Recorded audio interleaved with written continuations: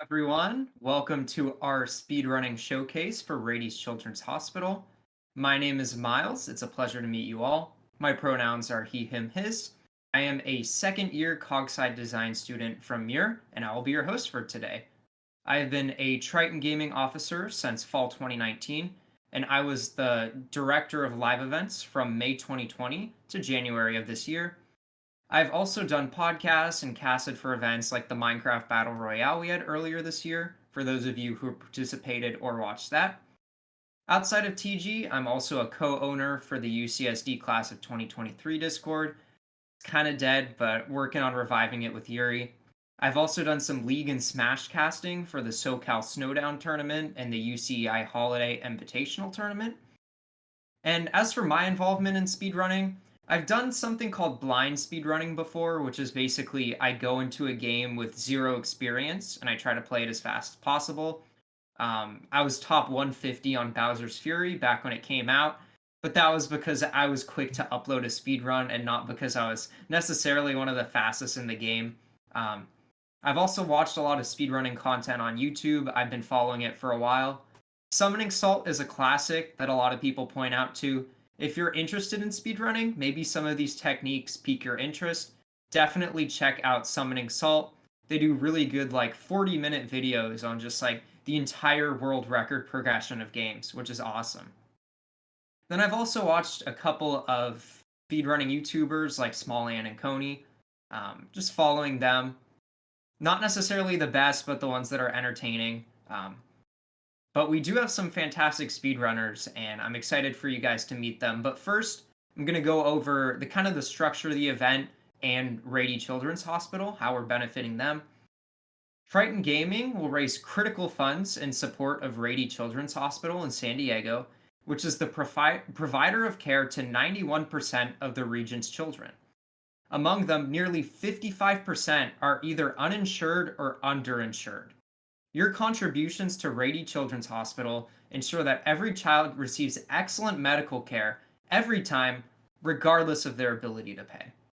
So, all the money that we earned from this event acts as a safety net for children with little to no private medical insurance.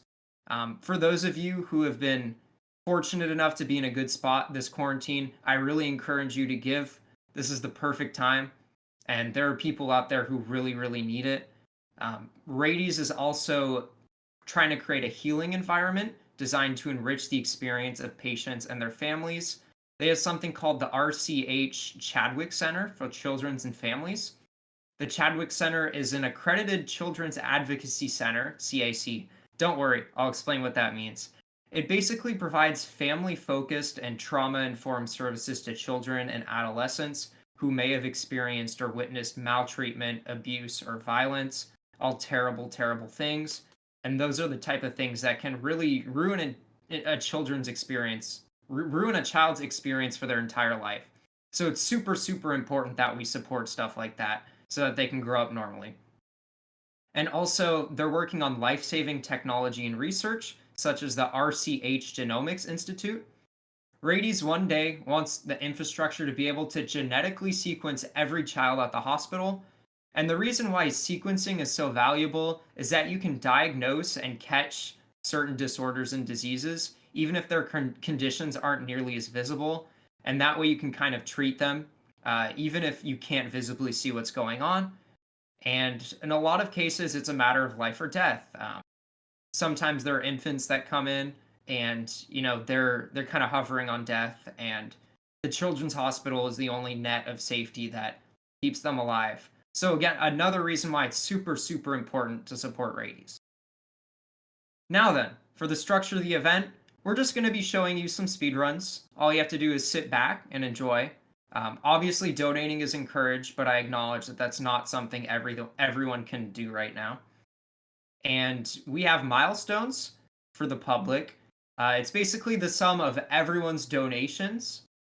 These milestones are in the announcement for TG. I believe we also have a text command set up. Hopefully, someone in TG can help with that. And basically, the milestones, if we reach $250, we're going to have our Mario Odyssey speedrunner do some fancy minimum capture strats. As a lot of you know, the main mechanic in Mario Odyssey is to capture enemies like frogs or plants with your hat. And there's an entire category that tries to avoid that. So they do some really fancy jumping. You'll get to see that if we reach 250. If we reach 500, we will raffle off Turtle Beach, who is a sponsor of our event, TGEX. Thank you once again, Turtle Beach. They will be raffling off Elite Pro 2 headphones plus TG plates. So you actually get TG swag, which I think is pretty cool. 750 will be another Mario Odyssey milestone. That's world peace percent.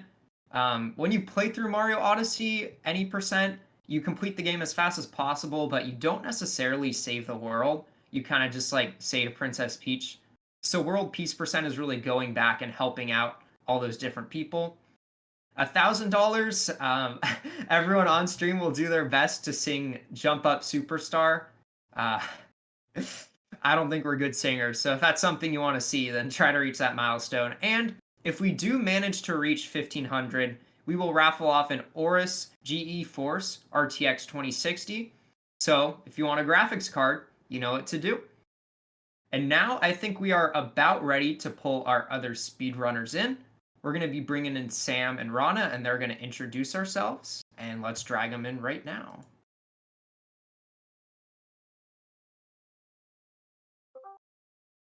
All right, welcome Sam and Rana. We're going to go through some introductions. I guess we'll start with... Sure. Yeah, if you guys could share your Celeste screens. Yep. And then Rana, if you want to go ahead and introduce yourself first. All right, sure. Hello, I am Rana, or Meteorus as I go by in games. I am I use he/him pronouns. I am a first-year Math CS major. I've been playing Celeste since it came out, although kind of intermittently, and I really enjoy the game, and I've been speedrunning it for a while, so yeah. All right, hello everyone. I'm Sam. I go by the username Soul2Serious. I am a second-year student at Sixth College. I am currently majoring in Cog-Sci, Design and Interaction, but I am also minoring in music. I've been speedrunning casually since about 2017. Celeste is one of the few games that I play. Awesome. So I think we're about to get into it. The format of this is Celeste has a built-in timer. And so what we're going to do is we're going to be having these two race. And whenever one of them reaches the end of a chapter, I will kind of focus on talking with them, asking them about the game, while the other one catches up. And we'll just keep on playing until we make it all the way through. Right, should I give you guys a countdown? Yeah, that sounds good to me. Go for Sam, it. you good? Yep. All right. 3, 2, 1, go. All right, so there's a lot of movement going on in this game, and we'll do our best to explain it to you, but it's a very fast-paced speed run, so there's a lot going on. So yeah, this is just a prologue. There's not too much that can happen too quickly here. I go for a few corner boosts off of that, so if you jump off a corner while grabbing, you get a bit of a speed boost. But it's very tricky, so you don't get them too often. And then you just do short hops here to try and optimize your movement speed, and then skip a cutscene. And that's the prologue done. So you just like skipped in the middle of the air? Yeah, so what actually happens there is there's a bird that tells you to dash, and you learn how to dash, but you can just skip that cutscene. So I'd say it's a good 10 seconds, and so you just do that. And then we have chapter 1 now. All So right. Sam, you ready for chapter 1? Yes, ready when you are. Now do you want to cast down again? Yeah, Okay. we're gonna need 3, countdowns. 2, 1, go. Yeah, so the countdowns will become less frequent as time goes on because, well, the chapters get longer, but this is the first chapter. You don't need to use all this fancy movement, but of course it makes it faster, and that's the point of a speedrun. So we're trying to use a lot of these dashes as much as possible, obviously, and specifically extended dashes and super and hyper dashes is what they're called. By basically dashing along the ground and then jumping in the middle of it, you get like a boost of speed. And in speedrunning, boost of speed is nice. So by doing that repeatedly, you can build up speed and go very fast. So that's basically it. So this is an extended hyper, is what that's called, that I just did there. where by going along the floor, you regain your dash before you jump, and so you can dash twice, basically. And I'm missing this twice. Great. Yeah. Basically, the way refilling your dashes work is, I believe, once you've spent 8 frames in the air, and this is a 60 frames per second game, then you recover your dash. So if you, sorry, 8 frames on the ground. So if you spend just enough time on the ground, you can recover before you've really leapt into the air, and that's how you preserve your dash. I am not having a good chapter 1 right now. How are you doing, Sam? I'm doing all right until I died right there. So you know. Yeah, I died 4 times in 2 rooms. Just a warm up. It's chapter 1. It's fine. What Yeah, I'm doing I right lost. now is just jumping off of the spikes, a corner boost there, and that skips a bit of that screen. Oh yeah, I know what screen you're on. Yeah, I died 4 times. That lost me about 20 seconds. That was not great, but you know, it happens. Yep. Oh yeah, But- just getting word that we do have some Twitch commands. We're gonna be posting them every once in a while, but we have ! donate if you would like to donate. I think there might also be an option on stream to click it, but if there isn't, ! donate will get you there, and then ! milestones, that'll show all the milestones you get for donating. Sam, you ready for chapter 2? Yep, ready when you are. All right, 3, 2, 1, go. So chapter 2 is one of my favorite chapters of this game. I think it might be my favorite, honestly. I really love it. The movement is very fun. You use something called a dream block, which when you dash through, you just basically just fly through it. Very, very fun mechanic. So we're gonna get to that in a second here. And there's also a little. I'm gonna be doing a bit of a small. I'm just skipping all of this because I don't want to do this. Why would you do stuff when you cannot? This is a very small, cool kind of clip where that cutscene moves your X position but not your Y. So I use that to clip into the dream block immediately. So I just end up clipping through it right away, so I don't have to wait for the cutscene and stuff, which is a minor time save. Nothing too major, but still worth doing. Yeah, anything helps. Yeah.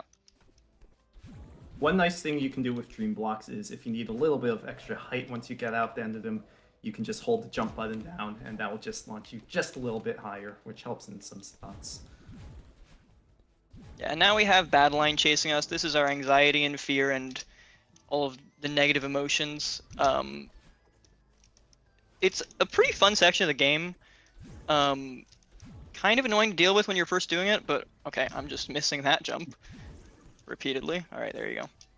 Not quite a very difficult jump, honestly. I don't know when I've missed that before, but it happens, I guess. But yeah, it's kind of annoying, and there's some sections, like this one's a very tight section. You can like weave between them, but this is a race, so I'm not going to do that. It's a bit too risky of a strat. Mhm. And then eventually you get a bunch of them chasing after you. So if you look, I don't remember how many it is. Oh no, Oh I've god. messed up. It's fine. Yeah, I think it's 5. I messed up there. You're meant to go above, but I mistimed the dash, so I didn't, and so I had to wait for them, which is kind of annoying, but not a huge deal. Yeah, I mean, you Sam- figure like you do this hundreds of times, like you'll probably mess up at some points eventually. Yeah. Sam, where are you at right now? Um, Chapter? Clearing the final locks, so just finishing. Oh, the off that one. vertical room? Yeah. Okay. Nice. Yeah. And then Yeah, I've once you actually escape through- never played Celeste before, unfortunately. It's a you great should. game, casually and speedrunning wise. Yeah. Yeah, the movement looks super fluid though. Why can't I skip the cutscene? I opened the menu 3 times there. My controller's sometimes weird, and streaming has had some input issues. I don't know why, frankly, but I've had a few issues with it so far. But yeah, it's a good second chapter. The first one was not great, but second chapter is pretty good. I'm getting stuck on 233. all of the bumpers, but there we Oof. go, that's the chapter. Nice, good stuff. 255. All right, That'll do. good stuff. Chapter 3. This is my least favorite in the game. I'll say that right now. Mhm. So this will be a bit of a slog. It'll take me probably about 7 minutes, is my guess. 6 to 7 minutes is usually where I'm at with this chapter. So. Yeah, I'm a little longer, around 9 minutes. It's Okay. definitely a difficulty spike for a casual player. You Yeah, clear the first for two sure. chapters, and it's all right. And then you get here, and then you'll see the fuzzies. All right. Shall we go then? Yep. Right? 3, 2, 1, go. So this chapter introduces these these very annoying red and black things that kill you. You'll start seeing them in this room. If you touch those, you die. They also move a lot, and so there's a lot of cycles in this chapter. And cycles, I don't know if many of you guys speedrun, they're not fun for speedrunners because you need to No, they're learn good not. cycles to dodge everything. And if you mess up, you're on the wrong cycle, and then it's just everything is downhill from there. There's also some very fun. There's a really fun skip very late into this chapter, which hopefully I'll hit relatively fast because it can save about 15 seconds, but it's also you have I think a 3-frame window to do it, and so it has a potential of losing about well, there's no limit on how much time you can lose from it technically. Oh no, I missed that. That's not great. I'll be showing the route where you don't get the skip, so Yeah. you can see just how much time it loses. It's pretty rough. Yeah. And so And when we say like 3 frames, I think isn't each frame like 1/30th or 1/60th of a second? Is 1/6. I think it might be 4 frames, but it's a small window. That is for sure. Yeah. So You'll like, see. You'll definitely see when I get to it because I'll probably be on it for a few attempts. I doubt I'll get it first try, but it's only about a couple seconds time loss each time you mess it up. So it's definitely worth going for if you can get it every few attempts, which I usually do. So. Yeah, so that's like 4/60th of a second. That's insanely low, and a lot of times speedrunners just have to deal with those numbers. Yeah.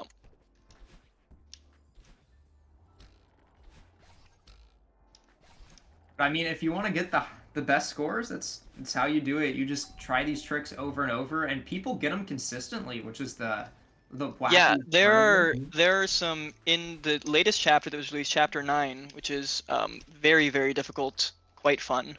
I don't know any speedrun routes on it yet, but I might learn that at some point. On that, it's also like 20 minutes. It's insanely long. But on that chapter, there's a section that you can actually skip by doing 3 of those. It's called demo dash, is what the thing that I have to do to skip that section is called. By doing 3 of them in a row, you can skip something to save a bunch of time. And people do it, like, consistently. And that's insane to me. Like, I can barely do 1 after, like, 4 attempts. Like, doing 3 in a row? I don't know, some people are insane. It just goes to show that the skill ceiling in this game, though it starts off Yeah, simple, it is really insane. Right before this, I actually got my personal best on my main save. So probably not my best ever, but, like, on my main save, I don't speedrun too much. I just do it for practice. I got my personal best on chapter 4 for my main save, which was about 4 minutes. And I was like, wow, that's actually not bad. That was not a bad time for my standards. I wonder what the world record is. It was 2 minutes and like 18 seconds, and I was like, are you kidding me? How do you save like half of the time there? And I watched it, and I just felt sad, man. Like, holy crap. Oh. It's kind of ridiculous what people are able to do in this game. Yeah, I guess I should bring up that the world record is currently 26 minutes and 29 seconds. So if either of the speedrunners here manage to beat that, they're the world champions. Yeah, we will be about pace. halfway through the game by that point in time. You never know. I mean, I think I kind of do, I'll be honest. But, you know, worth a shot, worth a shot. Yeah, there's also an 100% for this game, which is 1 hour 42 minutes. Still really short in comparison to how long it should take. 100% collects a lot of things. You'll see a berry on Yeah, my screen. 100% this game, there's a lot to do. Yeah, there's 175 red berries and a bunch more collectibles and a bunch more side levels too. So yeah, there are 175 red, 1 moon, which is some special thing that is not very hard, honestly, to get, but it's still kind of tricky. And then there is 26 goldens, which are for one is for doing the first level dashes, which isn't that hard actually. I do enjoy doing that one. If we have some extra time, actually, that'd be cool. I'd be down to do a golden run, but it takes about 10 minutes, so I don't know. Hmm. Not a golden run, sorry, a winged golden, which is chapter 1 dashless. And then the rest of them are just doing every single level deathless, which is a little absurd. I have done chapters 1 to 5 deathless. So I've done this chapter deathless before, but 6, 7, and 8 are really long and really hard. This is where the crazy skip is. So here, you're meant to go down there and do some stuff. You'll see Sam do in a second here, but I'm just going to try and do this. There you go, I got first try. Oh, Nice. Beautiful. let's go. That's Oh, called a great, I demo got dash. you. The reason that works is because basically, all these red things, they're actually half a tile tall, not a full tile tall. So Hmm. if you're crouching, oh god, I can't believe I just died to that. If you're crouching when you dash, which you can do by releasing the crouch button at the same frame as you dash, you are half a tile tall and can fit between those the dust mites as they're called. So if you get that timing right, you can literally just dash between the solid wall of dust bunnies, which is a little bit stupid looking, but you know, it works. Oh yeah, care to explain what's going on right now? Oh yeah, so we are in a hotel, and the owner is kind of a little batty, one could say, and we've helped him clean up the hotel, and now he's gotten mad at us because we're saying we want to leave, so he's angry. So it's So we're running away from him. like some He's got a lot of Hotel unprocessed California kind of emotions. stuff. Basically, yeah, except it's a mountain, and you know, California, it's a little bit nicer in my opinion, but you know, teach their own. Oh, I just did the room that we had to skip with the demo dash, and somehow I got that first try. Very nice. You can usually just the- spam ultras to get through it like decently consistently, but it's still pretty precise and quite annoying. So I don't like that strat, and the demo dash saves time, so I just learned the demo dash. I said I'm not dealing with that. This is my least favorite room in the entire game. It's very long and very punishing if you mess up because it's long. Mhm. So Thankfully, Celeste as a whole is forgiving because when you die, you're set back to the same screen, but long screens then become the issues. Oh, yeah, I just died about halfway through the screen.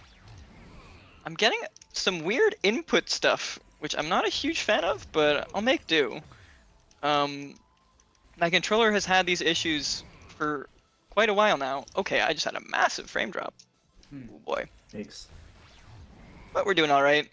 It's fine. So I'll is just this take this one of one. those long rooms you were talking about? Yeah, this is... That's the reason my least favorite room in the game. It's probably the longest room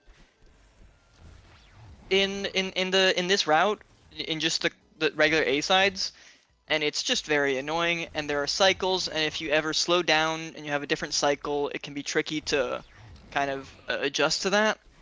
All in all, it's just very sucky. It's not a fun room. I don't like that room, but it is a good test of skill when you're first learning it. It is definitely very difficult and a big, you know, challenge increase, which I enjoyed, but speedrunning it is not my favorite thing in the world, I will say that. It's valid. But yeah, now we're down to chapter 3, or I am at least. Sam, how far are you? I'm on the last room too. Nice, alright. So then we get to go to chapter 4, which is a great chapter. I love chapter 4. It's very fun. A lot of people hate it actually because it introduces wind, and you know, wind has a certain reputation in video games. Mhm. Not a good one, to be clear. But I enjoy it. I think the wind is used in an interesting way, and there are also these bubbles that you can basically use for an extra dash, which are quite cool, and some really cool blocks that move when you grab onto them, and you can hang on to them. But we try and skip most of them because they take time. They're auto scrollers basically. Mhm. But there's a lot of cool mechanics and a lot of cool tricks. It's one of the like least skip heavy ones. I think every other chapter you can kind of skip something here or there. Chapter 5, there's a relatively big skip. Chapter 6, you can do some minor ones. Chapter 4 basically just has you have to do every room. But you can do them pretty fast, so it's cool. Yeah, wind has a bad reputation. Also, like ice levels can be annoying and water levels. Yeah, Ooh. yeah. Fun fact: Chapter 6, which we'll get to, you know, in I don't know, like 15 minutes here or so, was initially designed to be a water level, but Maddie Thorson scrapped that because, well, they realized that no one likes water levels. So, yeah, that's been ditched. Yeah. There's But still there is some actually water in it. there is some water, and it's actually a really I like the water in this game. It feels really nice. But I think learning it as an entire level would have been a little annoying. So are you done, Sam? Yeah, ready to All right, continue when you are. All right. Miles. 3, 2, 1, go. Oh, I forgot to click on the thing at the first. Whatever, that's fine. I started the So It's fine. that's all right. So we have these cloud blocks. If you jump on them and you wait, you get like a jump boost basically. And then these are the bubbles I was talking about that you basically just get an extra dash out of them. And then here's actually some water, but you don't really do much with it. You just kind of skip over it. Um, Get a but it drink. actually, yeah, There's you can just wind. take a sip of water. You know, stay Stay hydrated, y'all. hydrated. Hydrated. And then this is a pretty just chill room. I like this room actually. It's quite fun. There's a lot of different strategies to that one because there are a lot of ways to be marginally faster, but they're all very close in time save. This one's kind of annoying actually. You gotta be pretty precise with sticking your butt in those spikes Yeah. because if you're too high, you'll hit the top spikes. If you're too low, you die because you hit the bottom spikes. Yeah, as you can see, we have wind here. This is the first block that when you grab onto it moves, but I don't want that, so I'm just gonna skip that and just jump off that spike wall. Interesting mechanic is that if you jump off of a spike wall while, okay, what is happening with my dashes? Okay, while my dashes are really, whoa, okay, Not going well. yeah, my dashes are not registering right. All right, we're good now. Seems fine. Sorry about that. If you jump off of a spike wall, like in the direction that the spikes are, you can actually. Oh, this is a very hard skip. Let's see if I can get this. You got it last time. I did. Okay, I got it 2 in a row. Awesome. And then that one's also pretty tricky because you need to get a lot of distance off of that. What? I'm getting some very strange controller things here. I did not keep holding down there, If but you ever need to pause. it's all good. I'll be all right. But if you jump off of spike wall, I've been trying to say this like 4 times, but my controllers kept messing up. You can actually jump off of it if you're going in the other direction. It's based on momentum, so you can actually do a wall bounce and stuff off of spike walls if you're heading the direction away from it. So that's abused at a few points in the speedrun. It's also abused in the dashless level 1, which is very interestingly, it proves that actually that's an intentional mechanic. It wasn't an accident that like they left that in. They intended for that to be a mechanic. A lot of speedrunning tech in this game, like extended hypers, which I use all the time, like for that, they are intended. They were planned. It's not a bug. Yeah. The developers of this game have actually been really active with working with the speedrunning community, and the latest patch of this game actually had there was this big poll about pausing, and they had to work with speedrunners for that. But overall, the developers have been very supportive with this game, which is not something that most speedrun games have. So yeah, I mean this game, you might have you can probably tell it kind of was built for speedrunning in a way. The inbuilt timer, the developers are speedrunners themselves. They don't speedrun this game, but they are speedrunners of just various games. And so a lot of it is tailored towards speedrunners, and there's all this special movement, extended hypers. Demo dashes weren't intended actually, funnily enough, but when they were discovered, the developers actually made them slightly easier. They used to be like a 2-frame window, I think, or something absurd. So they made them slightly easier so that people could actually do them more consistently. Because when you have a 1-frame trick in a game, it's not particularly fun. Yeah. And that's a very just annoying requirement to speedrun the game. So they made it easier because they wanted to make sure that people could actually have fun doing it, not just grinding for getting that one trick after 8 years. But there's been a lot of just working on making the game a better speed game, and it's very much tailored for it. So that's why I got into speedrunning this game, because there's a lot of it lends itself very well to it. It's easy to get into, and it's very fun too. So yeah. Yeah. Another thing to mention is that this is one of the most popular speed games of all time. It's Yeah. mostly it's retro games, think Nintendo, like Super Mario 64 and Sunshine and all that. But this is one of the few modern games that have reached Yeah, that this level of and this and popularity. probably Odyssey are the two that I would say. Yeah, Oh my obviously. God. Which is great. I'm on the because we page have right Odyssey now. from I'm that. scrolling down. There are so many people. Is that 2,500 speedrunners roughly? Yeah, if you Something like control that. F for Metaverse, you'll actually see me at like I think like 700 or something. I haven't. 883rd. Yeah, so when I posted that, it was like 270, I think, because that was it. That's an old run. But I used to be like pretty decently high leveled, relatively speaking. But unfortunately, people have gotten a lot better, and I hadn't really grinded as much for it. So, Sam, are you done with chapter 4 yet? Almost done. Last room. All right, nice. And there we go.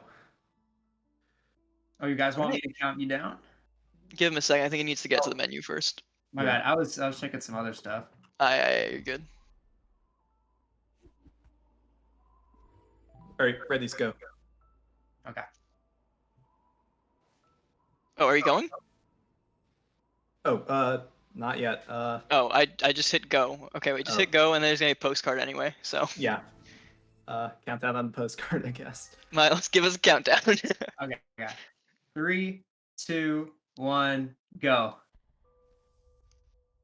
Yeah, pro strat, if you want to get number 1 in a speed run, just make your own game and then convince other people to speedrun it.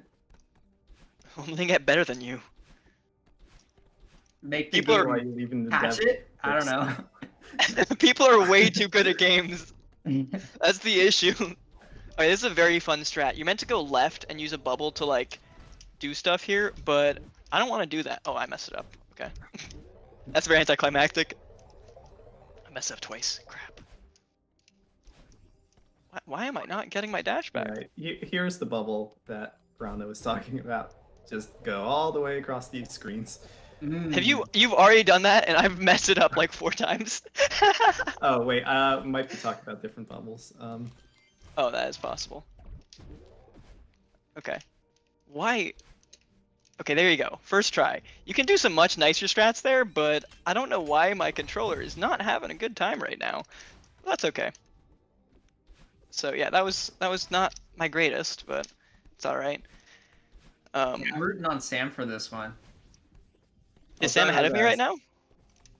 I don't know. Like I said, I haven't played this game, but Fair enough. Sam, where are you at right now? I am just got to the dash block room. What's the dash block? Earlier. Yeah, now I'm taking the long bubble to the key skip. Oh, okay. Yeah. Basically all that, you're supposed to grab some keys, and you do that by completing these short puzzles, but the developers were kind and left a secret bubble in there, so you can just bypass Yeah, all so that. you are, I think, slightly ahead of me actually then. Am I? Which makes sense given that I messed up a trick like 4 times. I hate this room. This one's also one that if you mess up, you just lose like hours of time. I didn't mess it up though, thankfully. I'm taking the bubble up now. Yo, same here. Okay, so we're like neck and neck then. Ooh. All right. And we're just about to get to the seeker room, which is quite fun. All right, secret section. I just entered I it. can hit the switch. Okay. I just got control of the seeker now. Oh, I have no clue what's going on. Yeah, so you Yeah. are now your demons, and you're trying to eat yourself. Interesting. It's an interesting one. Yeah, it's certainly a section, but that's done now, and now you You'll have to see deal with those secrets demons. later. Yeah, it's Yeah. they're fun. We mostly bully them, but they can bully us occasionally. There's a lot of dialogue there, so that's why you skip cutscene a lot there. I love this section. This section feels really fun to move through. But the last section of this, I really don't enjoy. last section has it's called the Theo section because you have someone named Theo who you're carrying. It's fun. It's just really difficult, and there's Yeah. a bunch of seekers. Yeah, Seekers, and as you'll see, seek onto you. yeah, the movement in that section is quite precise, and yeah.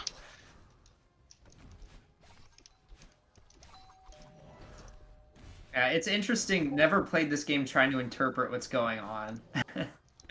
Yeah, it's just a lot of use of hypers and supers to just keep speed. Another fun thing about this game is that when you do a down or diagonal dash, you actually maintain your speed. Every other dash will kill your momentum, but down diagonal just adds to it. And I think that was an intentional mechanic, but I'm actually not entirely certain. Hmm.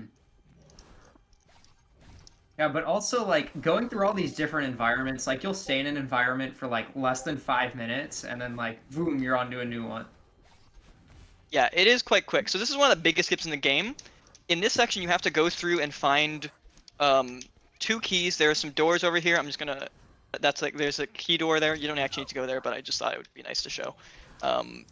And you get a bubble and go through, but you can just kind of do that and just do a weird backward super that maintains your dash and just skip that entire thing, which is quite a massive time save. Oh, that was bad. But yeah, Stuck on the 5 lock door. Ugh, it's a I'm little getting rough. smacked by a seeker. All right, Yeah, you got this is what happens when the seekers don't like you. They just are vicious. This is what happens when you eat yourself in a dream. I don't know. Oh, I died again. And then you have to use the seeker to break that block so you can get the key. These little things open up locked doors. And there was one blocking it. This is the last section of the thing. I'm on Theo now. You have this guy that you need to carry through everything, and it's quite annoying because he is large in a crystal. Yeah, And he can't exactly help much. yeah. Okay, that was annoying. You can actually I'm gonna do something. I'm gonna do something. Just this is not to save time at all. I'm just gonna stand. Okay, that did not work. It's not meant to happen. My controller's disconnected. Okay, I'm Oh. back. There you go. If you just okay, why is that not working? I swear that's meant to work. Oh, I think if you drop it. No, never mind. I thought that if you hold Theo, it just blocks him, the seeker, but maybe that doesn't work. There are some ways that you can block him with Theo. I think if you throw, oh, you need to throw Theo at him, and it works. But Yeah, sometimes you I can guess get just lucky and just stand, but it's a little finicky. yeah, he can be helpful at times. He's also required for one of the rooms. Like you could not do it without him. But oh god, huh? Me missing jumps, as per usual. Okay. So, what exactly is the story at this point? So, the entire story of the game is you are Madeline, you're trying to climb a mountain to prove to yourself that you can, and this is the room that you need to use Theo for. I've missed it, but that's fine. You need to launch him up into that, and those are spikes so you can't go through. But you are a mountain climber. You're not a mountain climber. You're trying to climb a mountain because you want to prove yourself that you can, and this is kind of every chapter is meant to be going through some just layer of it and just kind of developing, I guess. This one is dealing with your inner demons. I suppose this is the last room. It's very annoying. Oh. So this one's a bit more metaphorical. Yeah, I would say so. Actually, a but fun thing about the music in Mirror Tempo. Oh yeah, it's actually backwards words, right? Yeah, back to Mask. The composer Lena Rain did amazing soundtrack. Yeah, Lena Rain is something else, truly. The music in this game is phenomenal, and it just is does such a good job of selling the story. How did that not hit? Can I hit this? Okay, there you go, first try. Where are you at right now, Sam? Seeker. Yeah, still in the Seeker chase. The room with the dash block.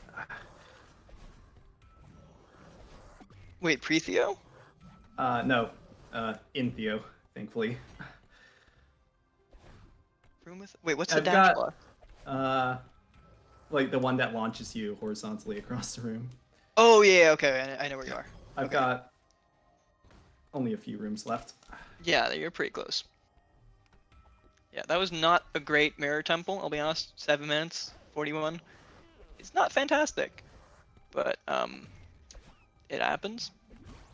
Then we have reflection. Reflection is the next one. This one, I can explain the story of it because this one has a lot of story to it. Basically, you'll see at the start we'll be like up exactly just where we were past the mirror temple, like past this section here. But then we get in a fight with Battleline, which is the name for the part of you, the purple version of Madeline. The community just named it Battleline because it's bad Madeline, and it just stuck. Even like Maddie Thorson calls it that now. But you get in an argument with Battleline, and Battleline basically just knocks you all the way back down the mountain.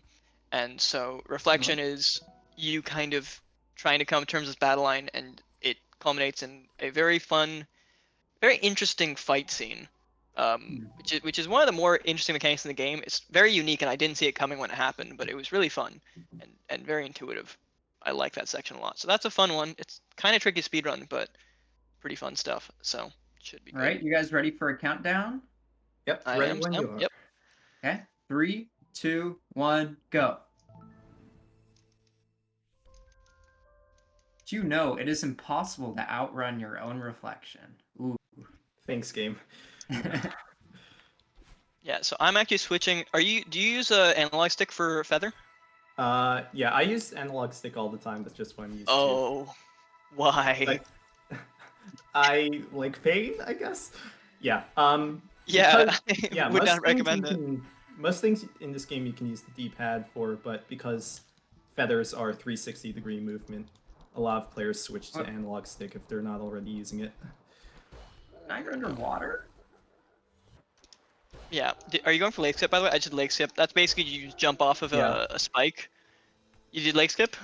I'm realizing that I don't remember all the trick names. It's the Yeah, one where you skip the lake. Like, that's not a great description. It's the one where you if basically you mean just to climb up the right wall, then I'm gonna do that. Yeah. the left wall. No, the left wall in the first room after you've fallen down. Like instead of that. getting the cabin block. No. Did not do that. It's a fun I one. have not I done just that did it. It's actually quite precise. I'm glad I got it first try. I've actually gotten all the hard tricks first try this run. I got demo dash first try. I got leg clip first try, or leg skip, not leg clip. Leg clip is a Mario Odyssey term. The wall Allusion to the future? Is that what I am hearing? I don't know if leg clip is done in. It is. I don't know. I have no idea. Interesting. I don't know. Anyway, if you'll no. all remember that long wall I just climbed up recently, you'll saw at the end there I kind of ran out of stamina. You have stamina when you climb. And what I did to mitigate that was a technique called neutral jumps, where you just immediately after you jump off the wall, you let go of the control stick, so then you can just get back to the wall quicker. Yeah, it's an interesting mechanic. For whatever reason, when you jump off a wall while holding the wall, you get pushed further away. So if you release it and then jump again, you can stay very close to the wall and maintain close enough that you climb up while not having any stamina. So it's an interesting one, and it's very useful in a lot of sections of this game. Makes a lot of stuff much easier. Just having that in your repertoire. Like there, I just did a neutral jump to get over that because I was under a slight, like, divot. I'm trying to do this. This is so unnecessary. Okay, I kind of got it. I just like getting a lot of speed into that. It's very fun looking. Completely unnecessary. It saves like no time, but it looks cool. So It is fun. Yes. worth it. We're also gonna in the last chapter we have agreed that we will both be going for a strategy called door skip, which supposedly saves 8 years and validates the run. Yes. In reality, it saves about no time. Like, I think it's like, I don't know, like half a second or something, and is far too difficult to justify that. But it's a meme at this point, so we'll both go for it. Even though I've never done it once in my life. So I have done it before, so I have an advantage in it, but I'm still not good at it, so we'll it'll see. make a lot more sense once we get there. Oh, that's We'll not- see how that one goes. Where are you at right now? Still, yeah, far before battle line, dealing with bumpers. Yeah. Oh I'm no! not going I too might fast. die in this room. Oh, I made it. That was clutch. I'm just getting to the granny section, like where you see granny, All right. and Might where be you see another the, minute before the I get battle there. line like stuff receding. Yeah, I got you. This is a I'm fun not room. This has some surprised, inbuilt so- skips in it. This room has some pretty cool skips. You can just hug here. You're meant to like go between all these layers, but you know, oh, I missed. That's pretty bad actually. I lose a lot of time because you have to go all the way back from here. But there are these inbuilt little things. Those align very easily. This one you don't align easily. You have to do it by hand, but it's not that hard. That one is much more lenient than the other two. And then here's some water. You Wow. just have to wow. count dashes. I say as I fail. That's unfortunate. I'm also noticing that they're like some. They're not thwomps, but they're very similar to thwomps. Yeah, they're called Kevin blocks because they were voiced by someone named Kevin, and they Wow. make a kind of fun noise if you listen to them while he's active. Damn, that's deep. Yeah, it's pretty sick. Says a lot about society. Yeah, and here's battle line. So basically, the entire fight is that you have to just hit her by walking into her, dashing into her, or something. And there's a lot of rooms to it, and if you ever die, you have to go back to the start of the room, just like that. That was a demonstration. Not a mistake or Totally frame drop. intentional. I don't know why I had a frame drop no, there. I That was died. the worst timing. I died to the spike on the right there. I didn't even know there was a spike there. It's so obscure. Oh no, I missed my super. Yeah. Right. Yeah, it's a good move, Always but you the could. controller. Blame the controller. Yeah. Yeah, exactly. Battle line has a couple of different attacks. You'll see. One of them, of course, is just activating the room blocks everywhere to mash you. There's also the projectiles and then the big laser beam. So Yeah, these projectiles are very annoying. This room in particular is quite annoying with it, but that's why I just wanted to say safer strat there. You can just go under all of this actually, which is kind of cool. With a well-timed hyper. So you can only get hit once, right? yeah, Yeah, you die instantly. Ooh. That's tough Thankfully, compared to other boss battles. yeah. But these rooms are a little lenient. You'll see if you're lucky that sometimes we're giving a few frames of leeway. So where we should have got hit, we were close enough that the game just decided to give us the hit. Like right there, actually. Yeah, because I it's mean, okay. most boss fights, like in Hollow Knight, you can get hit a certain number of times. This one is just one and done. Yeah, it is quite brutal, but also remember you don't lose too much whenever you die. So Ooh. Oh, you're in the same. Okay, so each room is a Alright. room. Okay. Yeah. Gotcha. I thought you had to go back to the very beginning of the boss. oh fight. no, No. That would be Yeah. that would be horrible. insane. I don't know if I could complete it then. I mean, probably, but it would take me a long time. Yeah, I could see that being endgame content. Yeah, mean, I it mean that's basically why is with Goldens are Goldens. beating the entire level. I haven't Golden this level though, to be fair. But I probably could. 6 isn't that bad. 7 is much harder to Golden because 7 is the longest chapter. Yeah. Apart from Farewell. We'll explain 7 when we get there. But... Yeah.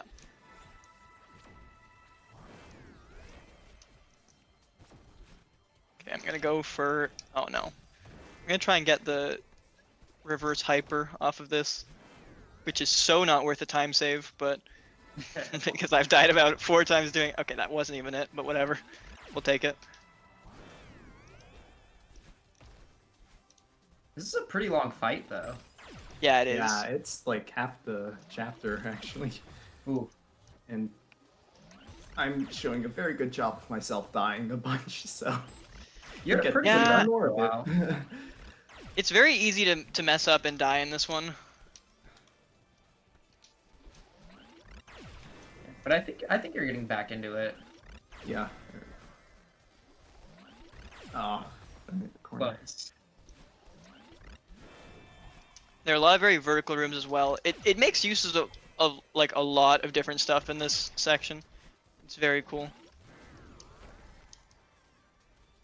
And then I want to say, is this the last one? No, it's not. So a few more, I think. Oh, yeah, I'm seeing a very vertical room on Sam's. Yeah, there's a Yeah. lot of these falling rooms, which is kind of a lot of fun. They're actually on the easier side. Yeah, the falling ones are usually pretty easy because you just kind of let gravity do all the work. Yeah. The horizontal ones are more tricky because there's a lot that you have to avoid. Let's see. Mm-hmm.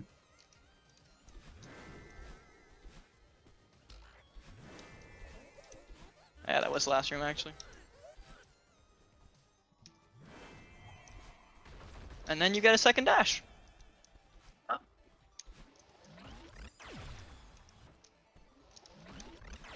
From the little bits of dialogue I'm seeing, I can see how this story comes together. Battling is like, you're not a mountain climber. Yep. The It's all the cutscenes negative are thought, heavy and lifting. but you know, at a certain point you come to terms with that, and you learn to accept that. Yeah. That's the point. I will add that there is a particularly magical moment at the end of chapter 4 that unfortunately we have to skip. But Yeah, the feather. Yeah, I mean, you probably play through it when you're playing the game for the first time, so. yeah. Oh yeah, of course. Unless you skip cutscenes the first time you play, in which case you're a monster. Exactly. Yeah, that would be horrendous. Oh god. Okay, there you go. I tapped out of the game for a second, and then Oh, when no. I tabbed back in, it loaded for like 8 years, and I was like, oh no, but we're Okay. good. We're back. Where are you at, Sam? Last battle in the room. Nice. The power of friendship. Yep, and then chapter 7 Oh, that's the is spider. No. great. Yeah, that last room sucks, man. Friendship They love has making been the last eliminated. room. Yeah. They love making the last rooms and chapters really, really hard. Oh, Oh, close. laser just got me. Yeah. This is not my fastest chapter 6. But You're chilling. oh, wow. Just coming in, Miss Salty with a $200 donation. Thank you so much. Oh, I guess while we're here, I should read through the other ones as well. Once again, thank you, Miss Salty. That's incredible. I bet Radius is going to be super, super thankful for that. We also have a $10 donation from the Shane Duty fan club. That's pretty funny. 20 from Tiger Teal, and then a $5 anonymous donation. Thank you everyone for the support. It looks like we're going to be doing some minimum capture strats if we get 10 more. Should be really exciting to see.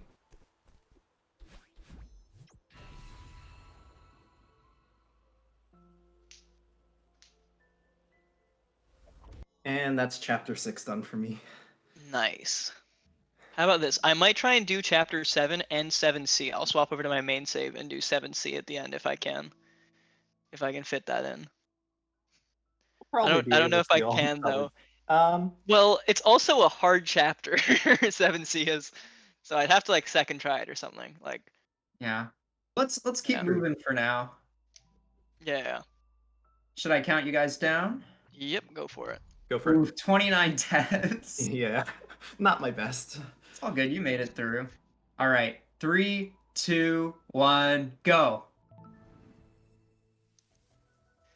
So this chapter is you finally come to terms with Battleline, and you and her now together are gonna climb the mountain, and it's very pretty, and it's awesome, and it's a good time, and I've died twice in the first room.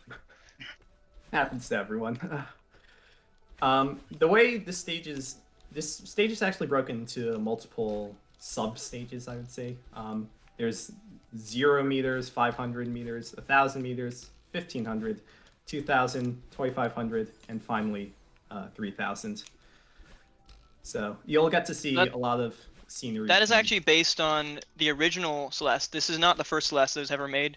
The first one was actually a Pico 8 game, which is actually inside of this game as well. There's a way to play it from the main menu, and from chapter 3 there's a hidden room that has it.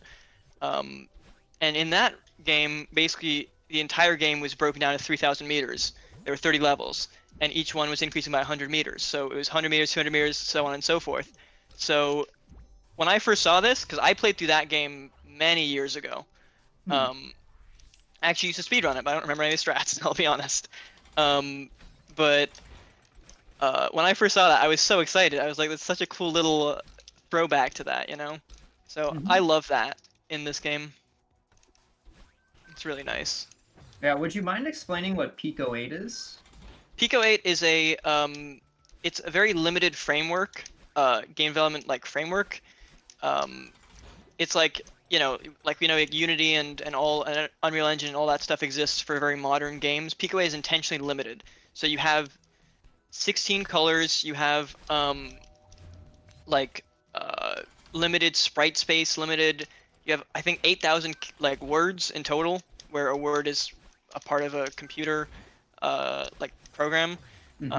It's written in Lua, which is not meant to be a coding language, but it is used as one in Pico 8. It's just a very intentionally weak system that you need to use very sparingly to create a game, and it's pretty fun. I made a game in it at one point. Nothing very good, obviously, but when learning about Pico 8, I came across Celeste, and I played through it, and that's why when this game came out, like the full version, like actual Celeste, this one, I was so excited, and that's why I immediately played it, because I'd already played the prequel, basically, and, it was really cool, so I wanted to play it. So this was kind of a throwback to that, and that game was actually hugely successful on Pico. It was the biggest Pico 8 game, just in general. There aren't many Pico 8 games, obviously. It's very, very small platform. But it was by far the biggest one, so I think Maddie, saw that and was like, okay, maybe I should do more with this, and yeah. And that was just a game jam game. Like, that wasn't like a full-on, properly developed game. They made that very quickly. So this one they put a lot more time into, obviously. And Yeah, I think it shows. It's funny that you bring up Lua, because I'm pretty sure that's the language that people use to code in Roblox. Really? Probably, yeah. It's a scripting language. It's designed for basically creating stuff on top of already existing code bases. So using mechanics that have been implemented to do other things. So a Lua, I believe, is used in Counter-Strike. Like, there's the console. I think Lua is used for that. To like modify stuff in other languages is what Lua is good at. So that's usually what you expect it for, not to create a whole game, because that's not what it's good at. But oh boy, not messed up on this room 3 times so far. I promised. Ron, Okay. where are you right now? Because I've been having. I'm a lot of in difficulty, actually. What's it called? The resort section. 1,500. I'm still on 1,000. I've been making some rough errors. I see. Yeah, 1,500 Summit is by far the hardest section of this game. In terms of the regular levels, the A sides of it, that is. Wow, I am really not playing well. Alright, I'm gonna do some kind of slow strats. Okay, never mind. Slow strats do not work for me when I don't know them. I think fast strats don't either. Maybe I just can't play. Sometimes you just have to take those 10-second pauses to think it out. Yeah, back, one we're of the things that I've heard is for games like Mario 64 and Mario Sunshine, they have like a 1 minute and like 4 minute starting sequence respectively that you can't skip, so it kind of forces you to take a break between runs. Yeah. Yeah. Actually, with Sunshine, they recently made a community rule where people are allowed to basically, I can't remember what they use, but basically allows you to skip the cutscene. They just figured we're tired of waiting, so. Save states, probably? No, it's something that works on actual console. It might be like a patched ROM or something. Oh. Yeah, but if you do keep it in, it's a good way to like refresh yourself, especially if like you have a really good run and then like something trivial ends it, you know? That's really tilting. Yeah. Yeah. Actually, like a lot of being a speedrunner is about emotional management, making sure that you're not getting too angry, like when you mess up, like I am constantly doing here, and making sure that that doesn't throw you off what you're doing about continuing to run, because while small mistakes may add up, they're not the end of the world. Mm. Yeah, and it's interesting because we were talking about mental health in the collegiate panel yesterday. Like it's anytime you sit down and you play a video game for a long time, like it's mentally straining. Thankfully, Celeste is one of the shorter speedruns out there, so not quite as draining as like RPG speedruns, which go on for multiple hours. God, there's like a 2-week speedrun or something. Let me look up what game it is. Oh, Bates and Kaitos. Yeah. It takes over 341 hours to complete a 100% run. Oh no. Yeah, that seems like not fun to do, I'll be honest. If you take no sleep breaks, no eat breaks or anything, you could probably beat it in 2 weeks. Yeah. Actually, that brings up an interesting point about speedrunning. We should probably discuss different timing methods. Oh yeah. Yeah, so I can say more about this. The main method of timing you'll usually see is called RTA, which is just go and start a timer and stop it when the game ends, like a real life timer. But alternatively, you'll see IGT, in-game time. Only some games support it. Celeste is a good one, where usually you'll have stuff like paused loads and paused menus. So it's a little more reflective of the actual time spent playing the game, in quotes. Yeah. A lot of modern PC games are trying to move towards that because a lot of hardware can change then what your time is, right? Because if you have Yeah. a bad PC and you have long load times, you can't be competitive, and that's not really fair. So Yeah. a lot of software exists to try and cut load times out. So for example, like even like games like Portal, which are quite old and aren't designed for that kind of speed running, things like live split exist, which are used to basically it reads into the game's memory and figures out when a load is happening and pauses the timer during that, so that you don't have to deal with the load times changing your result, which is quite nice because it's not really fair otherwise. Yeah, I think one of the best examples I've seen that like a lot of people have played is Pokemon does in-game time. So I think it's the best way to put it in perspective. Like Pokemon has a time how much you spend in-game. Just imagine that. You can also see it here in Celeste, obviously, but Yeah, Pokemon in-game time is a little bit tricky though. I think they've been moving away from it recently actually because some of the older Pokemon games only show you your in-game time to the minute, and Yeah. that's not enough precision to differentiate like high-level runs because the world record is, you know, very much optimized to the Yeah. second. Also, a fun exhibit of why sometimes you might not want to use IGT is if the timers themselves are suspect. For instance, in Pokemon Yellow, you can actually with glitches, speed run the game in 0 minutes, and so yeah. it's fun. So to clarify on that Pokemon speedrun, basically you kind of enter like a debug menu where like the game is like I don't know how to describe it. It gets completely screwed up. There's just like a bunch of numbers and letters everywhere. It looks like you're hacking the game and you just like set one of the warp zones to the Pokemon League and you beat it in like a couple seconds. Oh yeah, this is a strat that no one should ever go for, but I mean, people do go for it, but someone of my level should never go for. What is happening with my hypers? I don't know why my hypers aren't registering. There you go. Ah, no, I made it. You need to like dash in between these. It's very difficult. I really shouldn't go for it because I'm not good enough to, but I'm gonna do it anyway because it's a fun strat. Oh, did you This go and for door skip. I'm not there yet. Have you gone to it? Not yet either. Hey, I got that strat. Okay. Now I'm on door skip. Sweet. Okay, I messed it up once. So this is the one that skips like 8 years or whatever? Yeah, this saves 8 years and validates the run.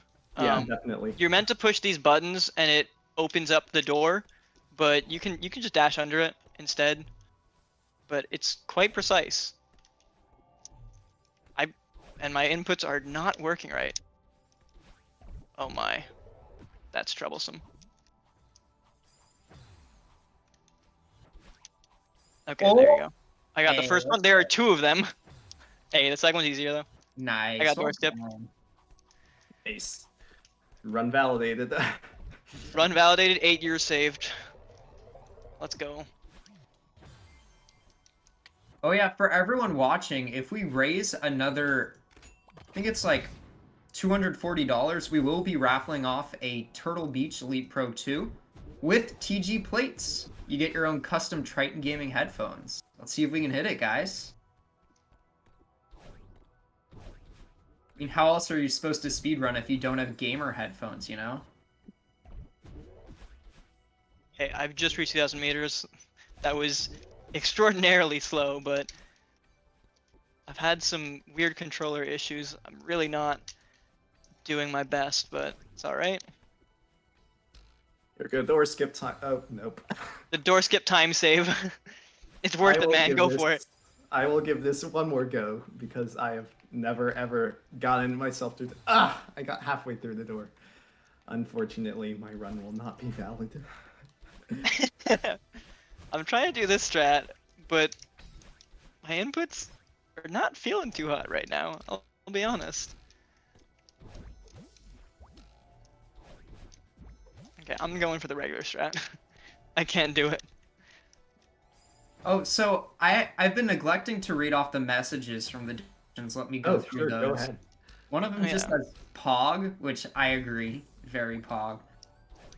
Actually, the Miss Salty donation for 200 says for Solto Sirius. So I don't know if you know a Miss Salty or not, but I'm honored, and I will need some time to remember that username because I'm not sure if I do. Oh, Sam. Apologies, but message me later and we'll talk, I guess. Yeah, maybe they changed usernames or something, but either way, thank you so much for that, Miss Salty. Did all the checkpoints in 3,000 meters or no? Sorry? Do you get all the checkpoints in 3,000 meters or no? Yeah, I'm not ready to skip them yet. I skipped like 1.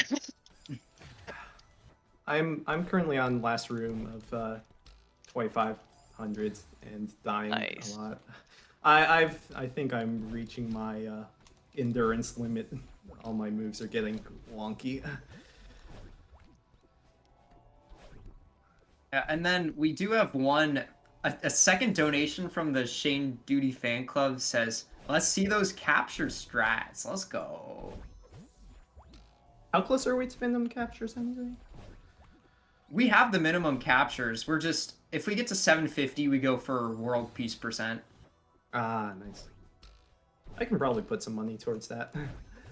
Let's go.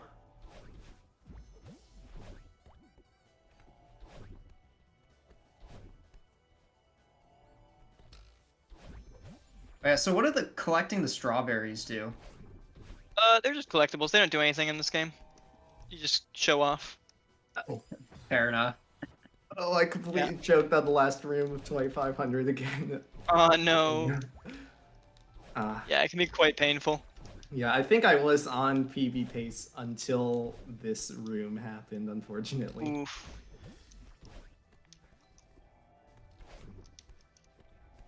Oh yeah, also, something I wanted to mention is apparently the Celeste dev teased a game called Earthblade. Really? Oh, I didn't know that actually. Yeah, this was like a month ago, roughly. Really? Wow, I have not been up to date on that. Neither have I. Yeah, they released what's called a vibe reveal, which is the first time I've ever heard of it, but it's wraps off the game's title, a poster, and a song from the game. Interesting. I mean, a song from it, if it's Lena Rain, I mean, Yeah. it's gonna be a banger. Exactly. Wait, that's not good. What flag are you on right now? I'm on 7. Oh, nice. I'm on 25. Yeah, so the flags count down until you get to 1, which is the last one, and then you beat the game. The Celeste runs should be over in... my controller has just... Keyboard and mouse time! Oh, What are really? the controls again? Uh, There you go, I figured out. What's that? We're good. Eric and TNX. I don't know how to play KBM. Oh yeah, so But hey, how at are we least my feeling about- inputs are working. How are we feeling about timing? It'll be another, like, I don't know, like minute or so. Or not minute. It'll be like 5 minutes for both of us, should be, I'd say. For both I'm of us, trying to figure out if It's on the my safe side. controller is working. It isn't. Is your It's holding the controller up key. Your controller's running, you better go catch it. My controller is not doing too hot. I also can't play keyboard right now because it's holding the up key on my controller. So alright, there you go. I just turned it off. Okay, we're back. We're good on controller. Awesome. We're back. We're in business. Beautiful. This has been an interesting run. I've had a lot of issues.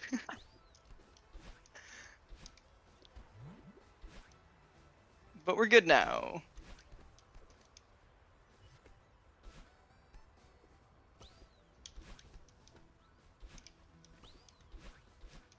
Okay, we might not be completely good.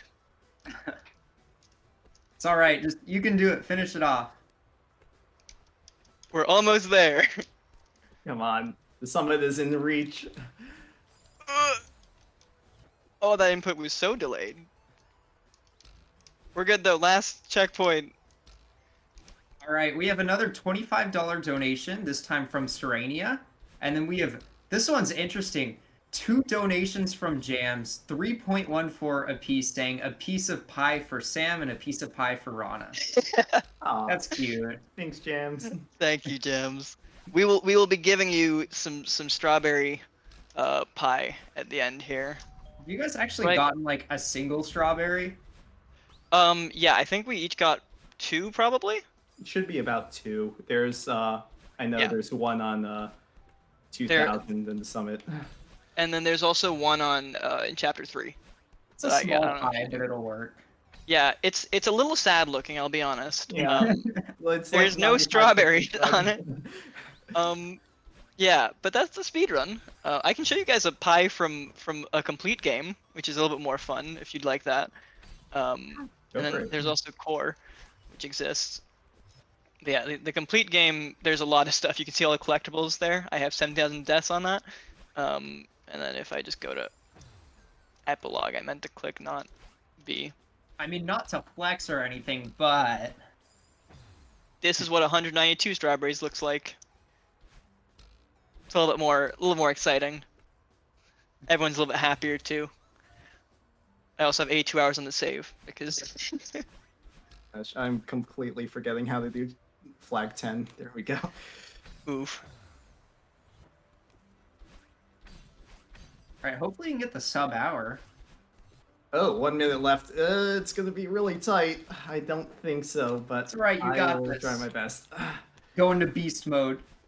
Let me try and do chapter 7C real quick. This is very difficult. It requires a lot of wall bangs and precision. I mean, And my the- man Sam's kind of zooming right now. Nice.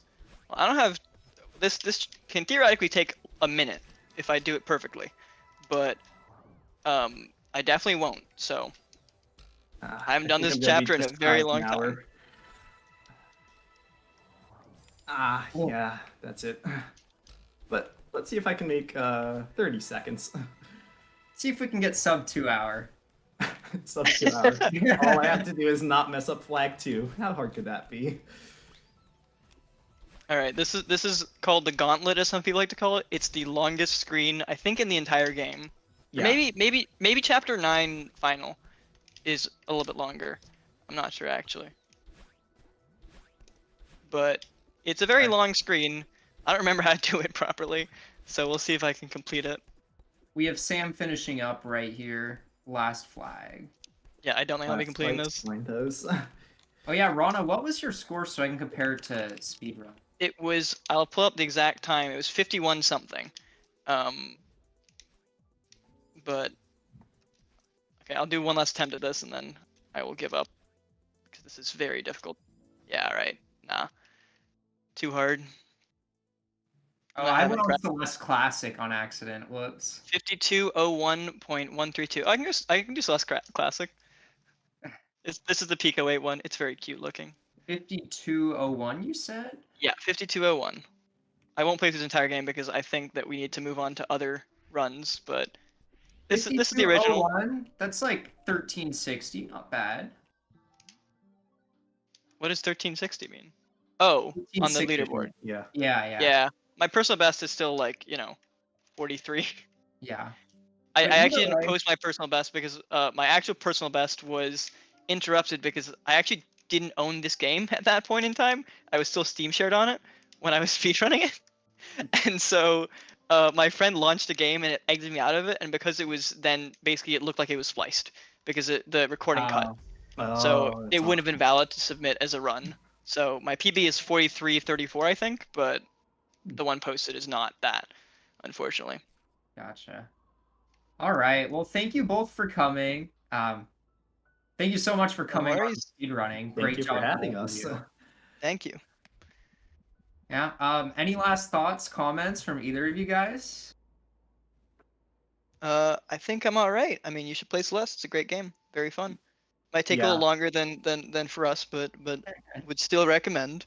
And Yeah, I'll just add another quick word in for Celeste as a starter speed game. It's easy to learn. The game itself has nice accessibility options, and the community, the speedrun community around Celeste, is one of the largest and most active communities today. So you really can't go wrong if you want to try out this game. So don't be afraid to pick up your controller. So thank you so much. We're going to be moving right on to Spelunky, but once again, thanks to Sam and Rana, and see him around the Triton gaming community. all right. See you later. Thank you. Bye bye. Right. Moving him down.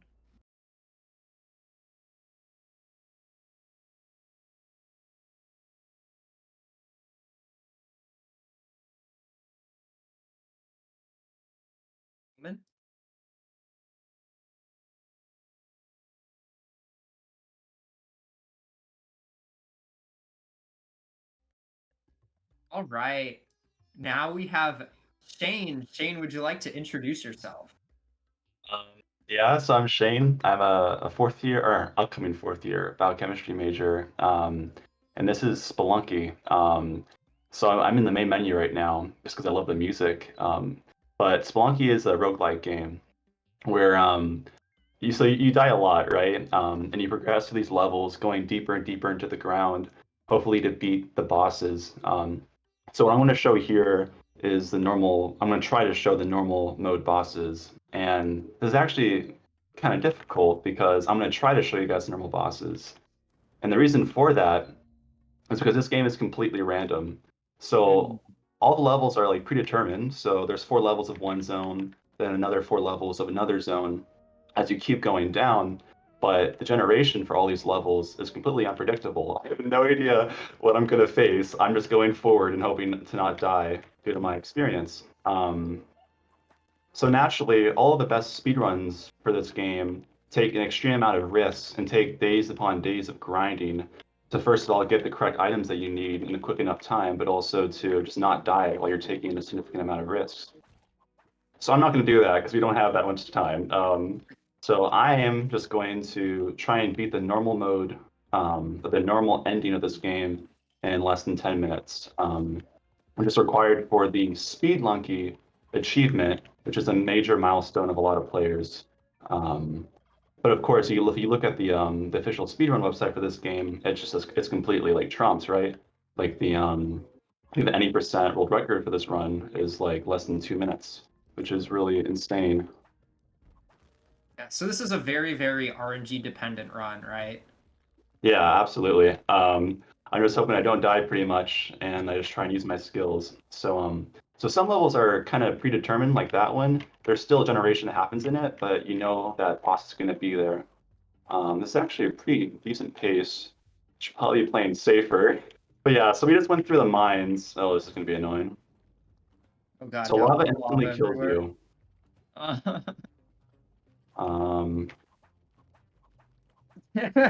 Okay. Yeah, so if I touch that orange stuff, I just die immediately. And that's actually one of the design principles behind this game. It's about being a very weak vessel in a very powerful, overwhelming world. So no matter how much life you get, you can always die to a variety of things in this game. Mm-hmm. And you see here, you can collect this dog, which is actually coined Monty from that high school book that I forget the name of. I think Flowers for Algernon, maybe. But either way, if you bring them to the exit of each level, you get 1 health. And that just happened to me. Okay. So a lot of crazy things can happen in this game that are honestly a little bit BS. But if you speedrun this game, you kind of get used to them. And so this is Olmec now. This used to be the final boss of the previous game, which came out in 2012, but now he's just a completely bastardized version, and it's not difficult at all, unfortunately. But there's new bosses instead. So I only have 1 HP now, going on to the 4th zone. We're probably about halfway through the run, assuming I don't die, which I probably will, honestly, with 1 HP, but, you know, we have a lot of time. Yeah, and to clarify for chat, this is Splunky 2. Yes, Spelunky, focus here. Spelunky HD came out, which is the original game, Spelunky 1 essentially, came out in 2012, which is when, oh wow, that, I've never seen that before. Yeah, this game, like I said, it can be surprising. But yeah, I pretty much started playing the original game when I was in like middle school or something. So, which is a big reason why I speedrun Spelunky. It's always been a game I've played. But yeah, we're not really focusing on the game right now. But this is the tide pool, which is the 3rd zone. I love the aesthetic for it. Yeah, this game is also very optimized compared to a lot of indie game releases, which makes it really special. Not pointing any fingers, Cyberpunk. But this game took a while to come out, so and it's really it's a labor of love. Is that a landmine? It is. Oh god. And yeah, you can do that consistently. You can just fall down and not die. Which actually wasn't an intended thing that the developer did, but it ends up being really useful for runs like this. So this is a really fast pace. I'm surprised because I'm not playing that safe. But we're probably about to lose that pace due to the final zone, which is very difficult, if not BS, like everything in this game, which makes it fun. But we're going through. And the final boss, you really want bombs, which I don't have enough. I only have 2, but you need 4. So I might have to get a shotgun, which you'll see. And now I can't get past. So I have to use my bomb to blow a new entrance up. Surprised it's going so well. Where can you get the bombs from? So you just find them randomly, or you can get them from shops. But because I'm speedrunning here, oh god, you don't really have much time to get resources. Those would have insta-killed me, those cheese balls, as some people call them. Okay. Oh, this is not good. Oh, yeah, this looks very not good. So Okay, I is have a no lot of the bomb. gameplay just like using your whip and then navigating the areas? It is. So this is the final boss, and I don't have any bombs, so we're gonna have to do an exploit and hope I don't die.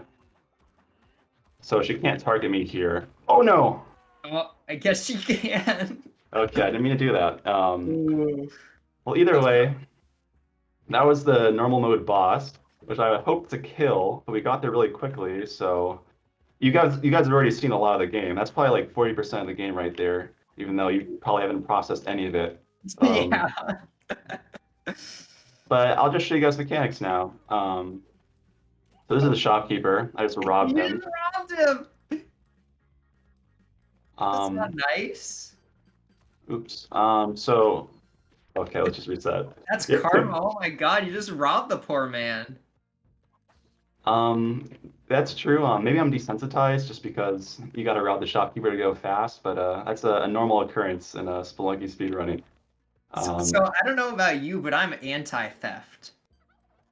Well, yeah, you would not do well in this game then. But don't worry about it too much though, because as spoken by the developer himself, even though this game looks very cute and has a very like childish aesthetic, you're kind of like desecrating old tombs and stealing treasure, killing monsters, or even just like not even monsters too. Like you can kill these innocent cavemen that just look adorable. So really, in this game, you're kind of a horrible person. So it's not so bad if you rob from shopkeepers.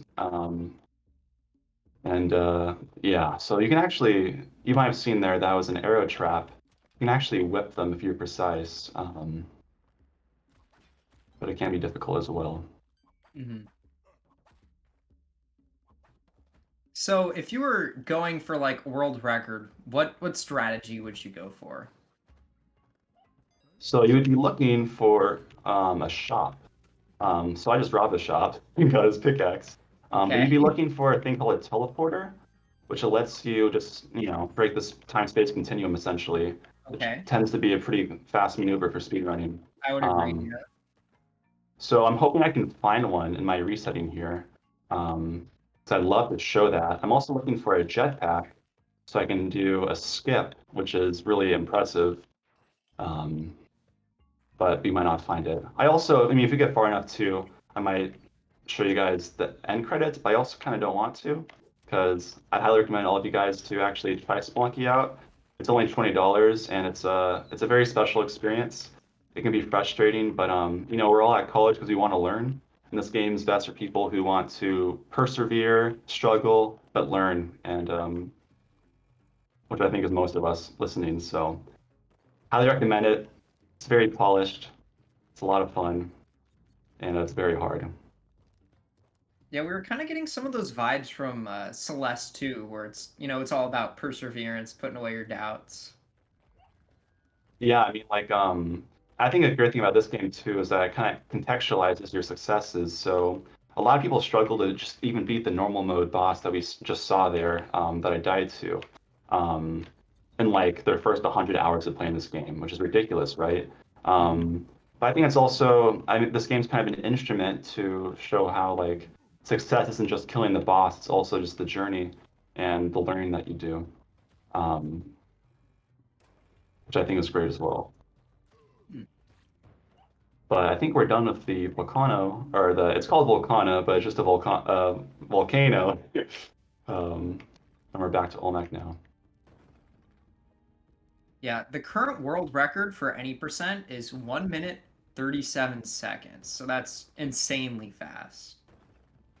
Yeah, that requires a lot of really good RNG also, because you basically can't look at your surroundings. You just teleport down and hope that you don't die, um, which isn't good for survivability. Yeah, I think my current any percent time is like 250, because I'm not much of a grinder personally compared to some other people. This game came out about 5 or 6 months ago probably, and some people already have 1,000 hours in it. Ooh. Some of the higher tier speedrunners, I only have like 200 though. So when you're dropping your pickaxe, is that like a technique or Hold on 1 second. Okay. how to get out of Oh, the this is danger really zone? bad. Oh, okay, thank goodness. That was really dangerous.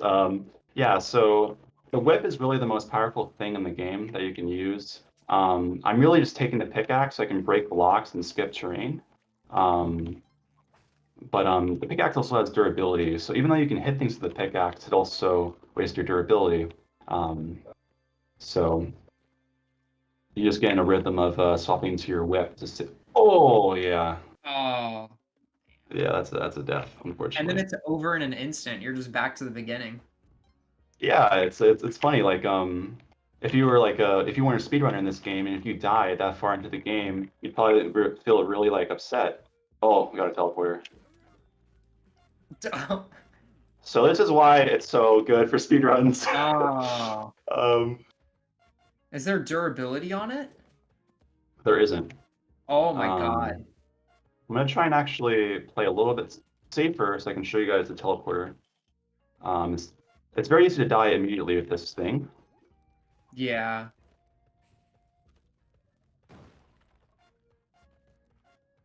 But as you can see, I mean, that was just 40 seconds there. So I already saved 20 seconds pretty much compared to not having a teleporter. Um, but yeah, another thing is that because this game is totally RNG, there's no real canon like category that you can do. I mean, of course, there's any percent, but there's a bunch of categories for beating the game without a teleporter. With a teleporter, which is the fastest option, for beating the normal mode ending, for beating the hard mode ending with no gold, without using special items. So this game isn't just about speed, but it's also about challenge runs. Yeah, like I have a list of the categories here. One of them in particular I'm curious about is called eggplant percent. Yeah. So there's this Easter egg in the original game where you could throw an eggplant, like the plant, at the hard mode boss, and he would churn into an eggplant. Okay. So due to like an homage to that from the original game. Oh wait, 1 second.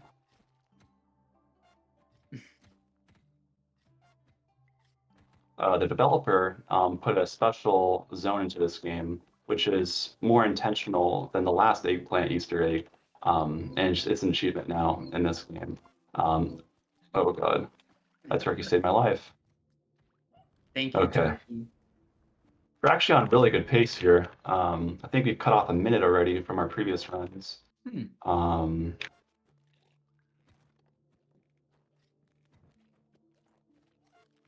Again, I'm playing pretty safe. Like you could probably like, if you're lucky enough, you could beat all these levels in like 3 seconds with the teleporter. But of course, I'd probably die, 99.9% of the time doing that strategy. Morty, I Oh, turned that's myself bad. into an eggplant. Oh man, I got really lucky there. Okay, it's not dying the ice caves again. Okay, this is actually a really fast time so far. Yeah. I'm only 20 seconds behind my 80% record, but not trying to beat that right now. Oh, this is bad. Yeah. No! Oh! Okay, I died, Oh. unfortunately. Yeah, those cheese balls are really annoying. It's especially hard to see them too when they're in that green terrain. So I didn't even see it, fortunately. But either way, this is Spelunky, so you get right back into it. But yeah, so I showed you guys the normal mode ending. It's really not a big achievement to kill the boss, but to get there, like again, this game's about the journey, not the killing the final boss. I showed you guys the teleporter. Oh, it's okay. He doesn't mind. He And doesn't remember, mind? What are you? Oh my god. in this game, we're horrible people, so it's okay. Should I be calling PETA or something? I don't think the cell phone reception will work in these caves. So Fair enough. Hey man, if there are no witnesses, there's no one to report you.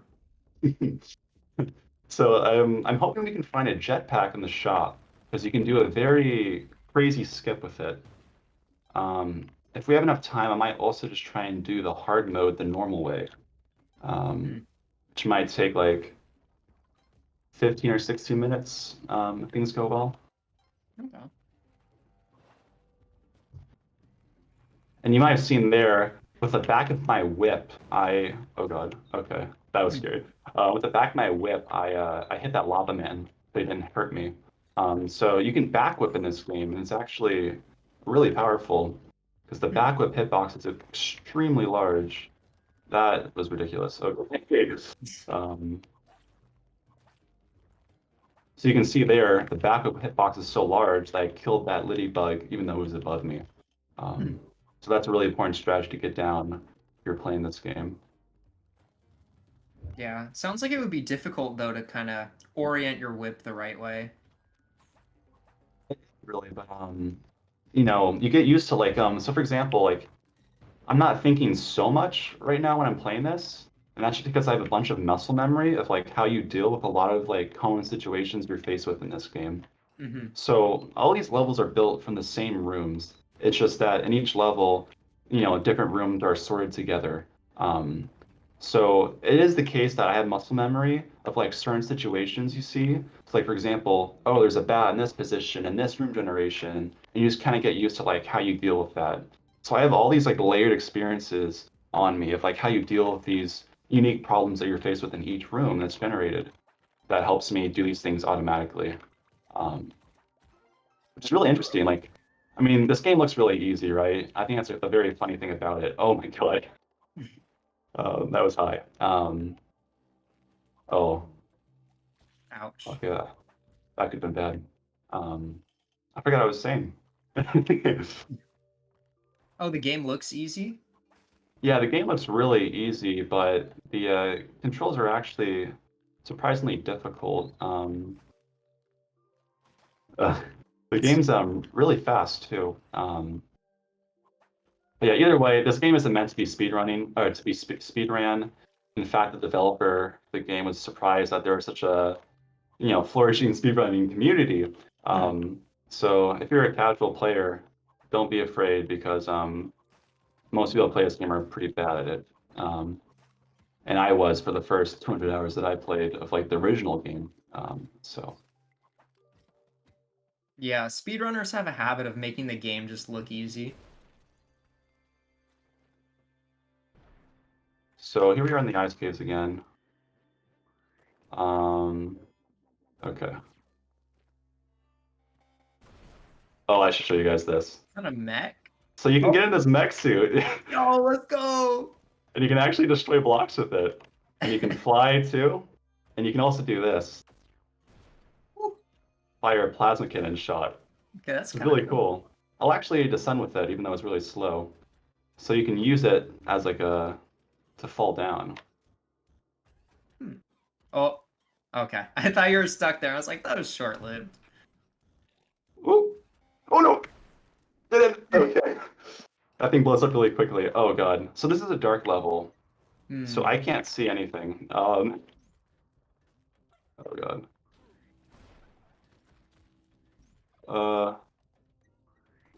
Many people hate dark levels. Yeah, I can see why. But they're a fun challenge. I don't really know where I'm going. Okay, there we go. Hey, it worked out.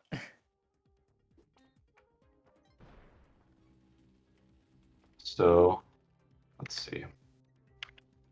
Watch out for the cheese ball. Yeah, it's cheese balls are really deadly. Another thing about this game too is that you can get these backpack items like the jetpack, for example. But they're all flammable, even though they're very powerful items that give you like a lot of mobility advantages. I'm actually gonna try this out. And hopefully he dies. Oh god. Maybe So I'm gonna not. try and get. I think he. Oh, I didn't hear a scream. I'm trying to get his shotgun because you can use it to trivialize the last boss. Trivialize. So hopefully he dies in the environment like that cheese ball. Oh god! Hey. Oh, you just threw him against the wall! Please die. Okay. You're just throwing shit at him. Oh my god. Oh, he got the shotgun. Okay, he's down.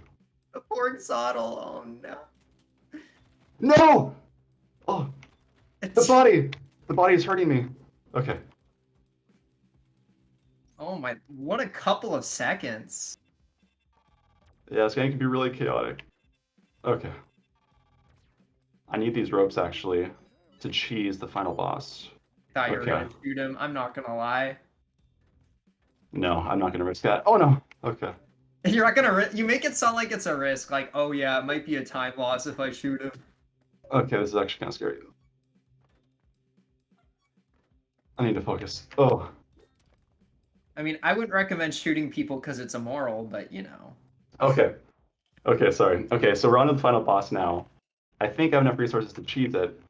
Yeah, I do. Okay. So if you're bad at Spelunky, you can do this.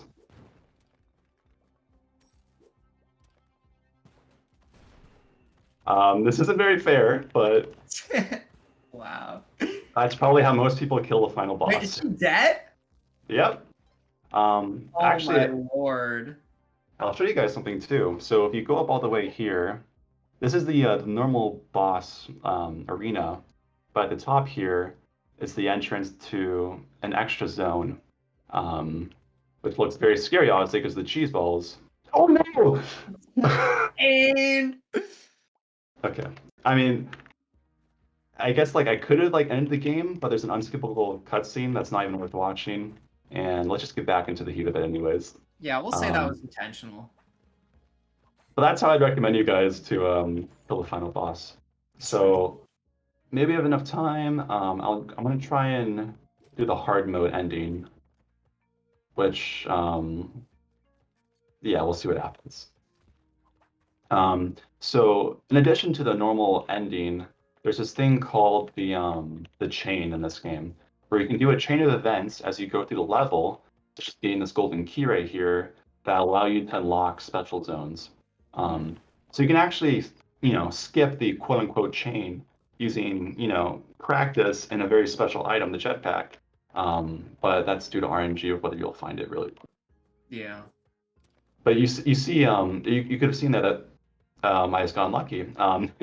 But besides that, I took the golden key to that room, which contained a chest that had the Ujat eye, which you can now see in the top left, or maybe like the top middle of my screen. And so you can use this, yeah. So you can use this Ujat eye to, make an event happen, which allows you to get somewhere else, or you can get an item that allows you to do something else, and that's how the chain works pretty much. And then eventually you get the prerequisites to go to the additional hard zone, and then you can fight the hard ending boss. So here's another dark level.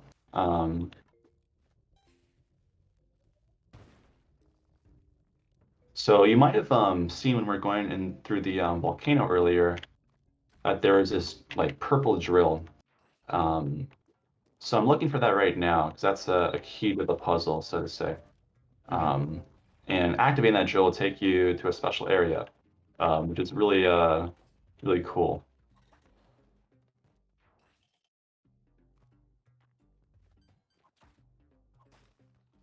I mean, you're going through here. You're like terrorizing all the locals.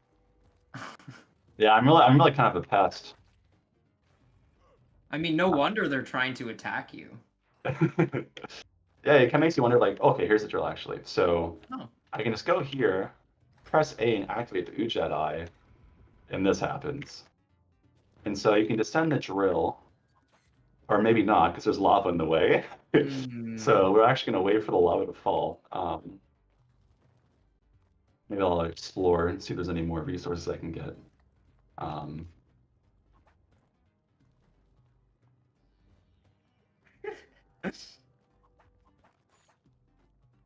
Yeah, it's actually the case that if you're trying to speedrun this, you don't even activate the drill at all, but you just get a bunch of bombs, so you can blow up what the drill would, knock out to avoid lava. But it looks like it's about done. Maybe. You're it. Okay, there we go.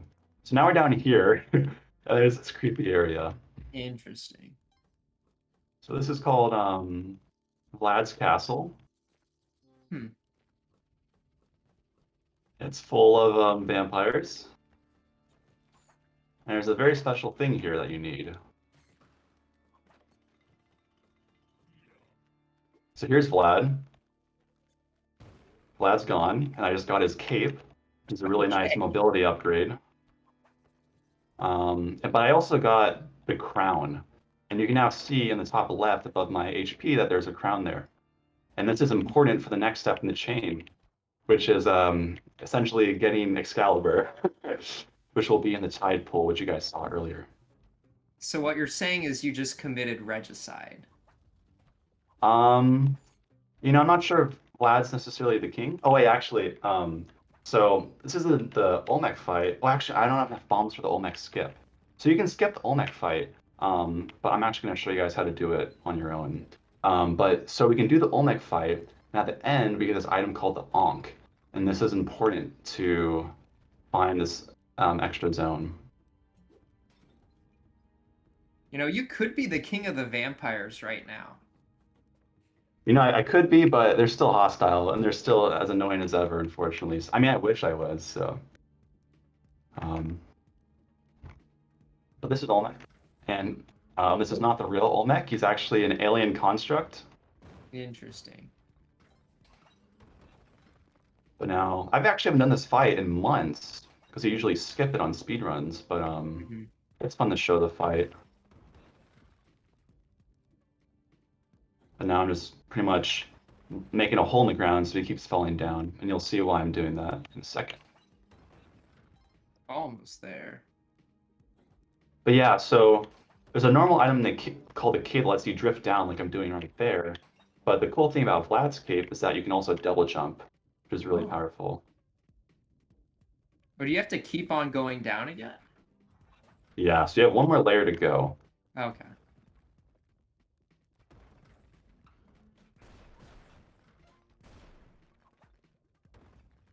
You can see down here there's lava. Oh, yeah. And even though you can't whip this guy to death, you can surely melt him too. So we just killed him, poor guy. But you can see here that there's this entrance, which I'll be able to go through in a second. There we go. And now we're behind Olmec's lair. So a cool thing about Spelunky 2 compared to the original game is that there's this back layer. In the original game, there was no back layer. But now there's kind of like twice the level in each zone, pretty much, which is really cool. But at the top of the spire, there's the Ankh. So if I die with the Ankh, I'm just going to be resurrected. So this essentially gives me an extra life, which is very useful in this game. I'm actually going to get Monty here because he's so cute. And the cool thing too is that another great thing about Spelunky 2 compared to the original game, I could go down to a door that's down here that looks just like this one. It takes me to a completely different third zone. So I'm not going to go to the tide pool right now, but there's alternate levels at each step, which makes your adventure downward even more personalized. Yeah. I'm going to show this here too. So you can actually pay money and gamble here with the roll. Gambling too? Yeah, and it's for the Walrus Lady, so interesting. probably not going to stay here very long, but it's just a fun thing to do. You're not caring much about speed, just want to show it off. Yeah, screw this place. Okay. And here's actually an altar, so you can sacrifice things on the altar and get rewards from the goddess. But I don't have anything that's worth any. I can actually sacrifice this guy. No. So let's see. So this guy's called a hired hand. He generally gets you killed more often than he helps you. And he looks funny, so might as well kill him. So there he goes to the goddess. It's a terrible way to go about your life. And here's a fish. Okay. Yeah, but either way, so we're on 4-2 now, which is the second zone of Tide Pool. And this is where Excalibur spawns. Oops. As you can see down there. So you can't pick up Excalibur if you don't have the crown. Gotcha. But we've used the crown to pick up Excalibur, and now I'm going to show you guys how we actually use the Ankh if I don't die. Which is easy with these spikes. So you see these spikes up here, they actually insta-kill you no matter how much health you have. They're those red things right there. But there's this generation that's always here on 4-3, which is the level we're in right now. And you can go down it. Careful, friend, that's a one-way door. And he'd be right, because if you go back through here, you can't get back. If you look what's above you, you're not getting past that. Huh. So you just do this. No. So of course I have the Ankh, Stone Resurrected. Mm-hmm. But I mean, why would you want to do that, right? Why would you just want to waste your Ankh when it's like the most powerful item in the game? Well, again, if I don't die here, just kind of easy to do when you're around those spikes. Oh god. We can get down here, and there's a door there. So that door was covered with lava originally, so you had to use the Ankh, waste your life, and go down there to get rid of it. And this takes us to a special arena. So this is called Absu, and there's this guy called Kingu up here, which is a boss fight. Interesting. It's a turtle guy. And he's a pretty easy boss fight. It's easy to take damage on him, but you usually don't die. Mm-hmm. You kind of I mean, just he just sit got there. this. Oh. Yeah, it's kind of horrible. We just like destroy this ancient like king. Yeah. Oh my He's god. just old and decrepit. But either way, you know, this game's all about treasure, and the item we got is gonna help us do that. So we just got the Tablet of Destiny. And this tells us some like weird like thing like a cracked servant of jade marked by the Ankh shall open the door for the aspirant. And this is going to be very useful, assuming we don't die. Hopefully I can show you guys this. We're just going to continue on. Yeah, we have a comment in chat from Frozen Machina. I think he was actually one of the people from our Minecraft Battle Royale. He says, I've played over 180 hours of Spelunky 2 and have only gotten to Tiamat once. Yeah, it's a pretty normal experience. I'm gonna. Okay, it's very easy to die to her. Yeah, I mean, for a lot of people, when you first play this game, it's just death upon death. Like, I was lucky in this game. I only have 200 hours in this one, but I have 600 in the first game, which really helps me with muscle memory. But this is your first time playing Spelunky, you're in for one.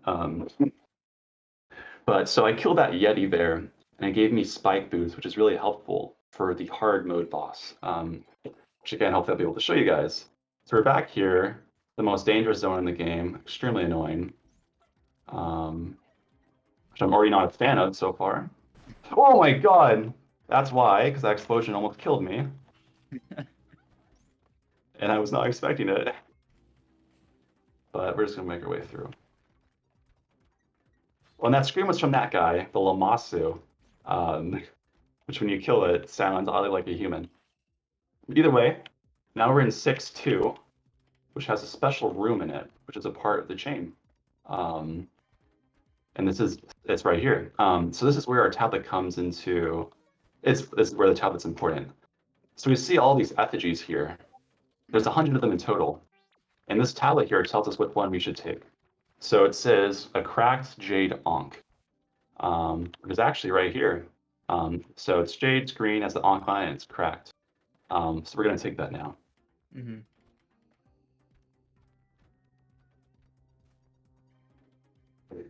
Hopefully not die. Yeah, it would suck to go through all these elaborate paths and then like just die here. That happens all the time though. So Yeah. all the time. But you see, now we have this guy. Oh, okay. So this is the Killen, or like Kieran, and essentially it serves as the jetpack, except it has infinite fuel, so you can fly permanently. And hopefully if I get to Tiamat, I can show you why this is super useful, but also why it's not necessary to get to the hard mode ending.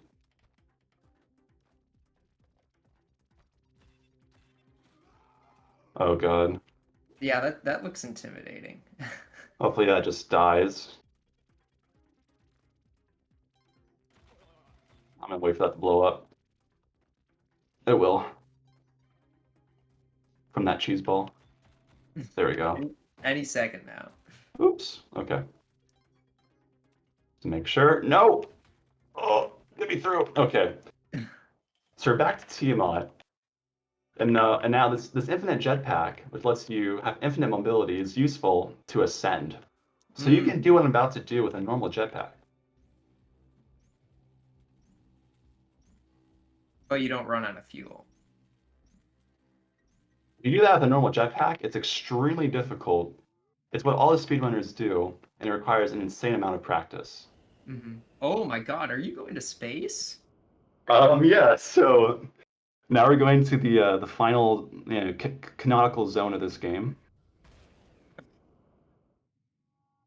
So we're using Olmec now as a spaceship, and now we're off to the sunken city. Oh, wow. That's weird. They're face parts. Yeah, this place is interesting. Yeah.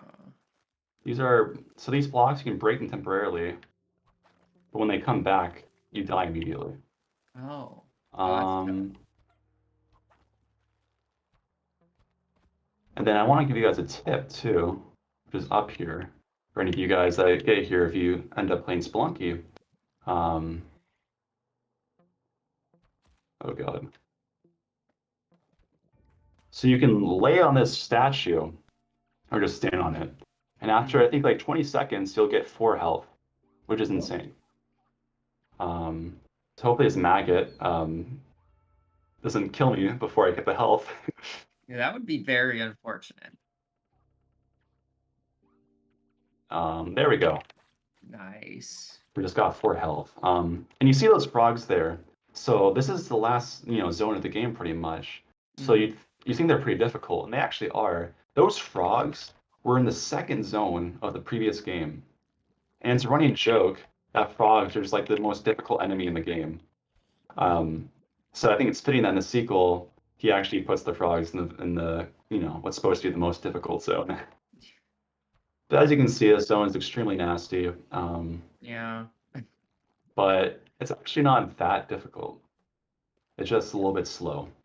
And in Yeah. fact, if you're speedrunning this game, you actually hate the zone because going through these worm blocks takes a lot of time.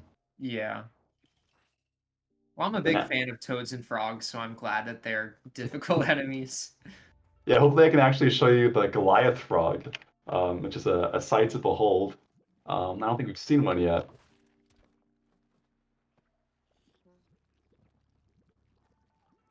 But generally a very creepy zone. Yeah. Oh, I've seen a lot of stuff like this. Oh. Oh, Maggot. no! Okay, we just died before the final boss. But it's okay. I guess I'll leave the final boss's identity for you guys to figure out if you end up playing Spelunky. But that was the chain. And the coolest thing, I'm not sure how much time we have, so I'm just going to explain this. So that was, one way to go through the chain. But as I'll show you guys, hopefully if you have enough time, instead of going to the volcano where Vlad was to get his crown, we can instead go to the jungle. But then from the jungle, from Olmec's lair, we can, instead of going into the tide pool, we can go to the temple.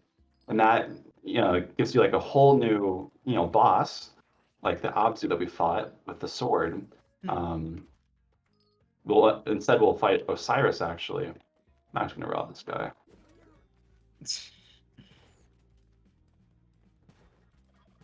Oh, so sacrifice again? If you're interested in getting the eggplant achievement, sacrificing the mystery box gives you an eggplant.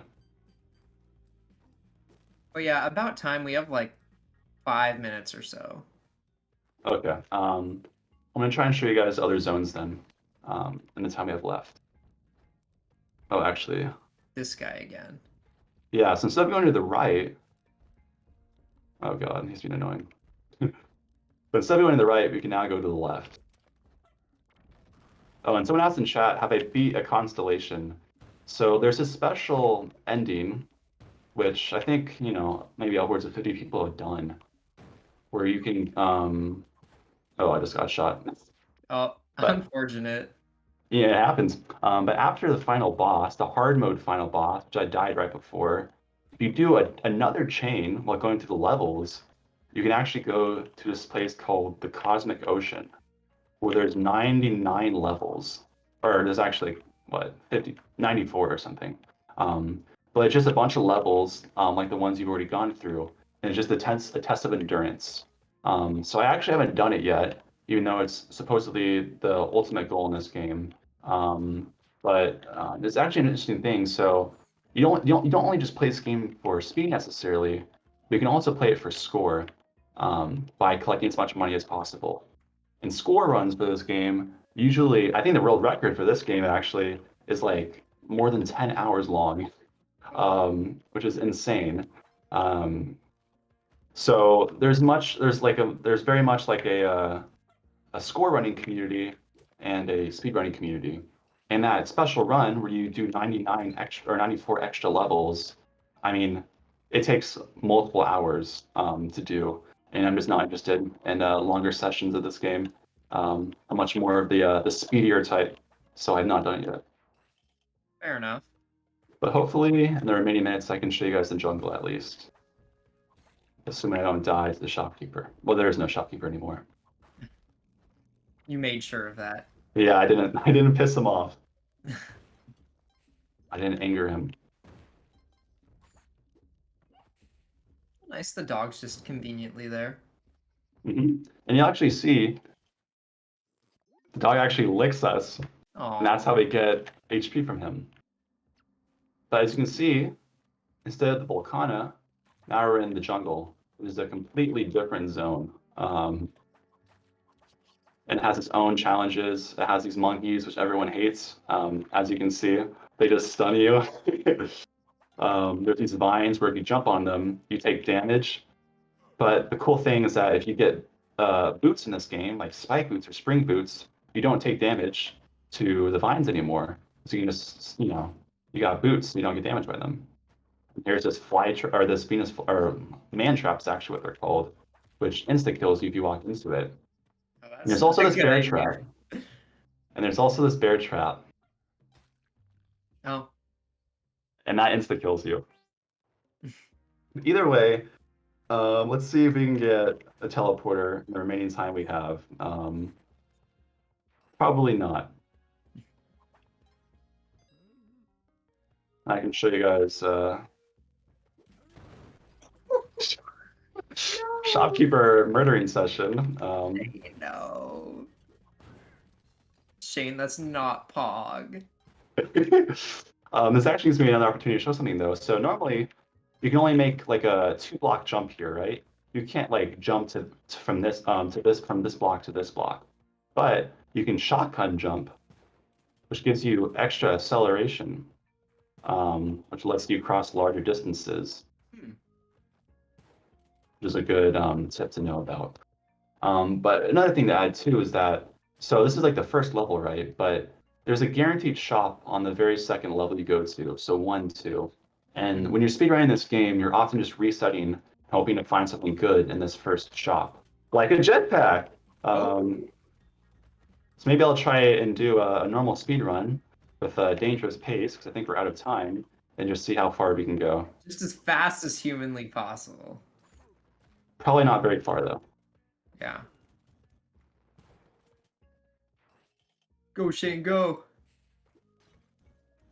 So as you can see there, we didn't damage the shopkeeper on that level, so we were forgiven. And now he won't be at the exits to kill us.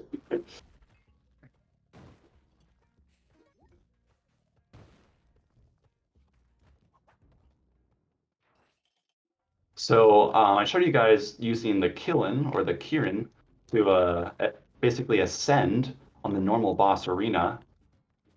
Another jetpack. Hopefully I can show you this, but you can use the jetpack and like very slick maneuvers to actually get up. And the reason why you'd want the Killen over the jetpack to do it normally is that if you hold on the jetpack, it runs out of fuel, as you can see. So that's why you have to be extremely precise and know what you're doing to ascend with the jetpack, rather than the canonical Keelan. Mm-hmm. Oh yeah, we have our man Solto Sirius, Sam from the last Celeste run, saying great Spelunky 2 exhibition by Shane. Let's get some money in for Radies. Agreed. Unfortunately, we can't take any of the money that we're getting in Spelunky and transport it to the real world or Yeah. translate it. But I mean, like the score runs for this game, I think the world record is probably like 11 million. And for example, if you're like, I tried a little bit of score running, and if you're like a casual player and you don't do any of the tricks, you can maybe get like 2 million or so, which just goes to show how much more effort you have to go into to get, you know, upwards of 8 more million. It's really insane. Yeah.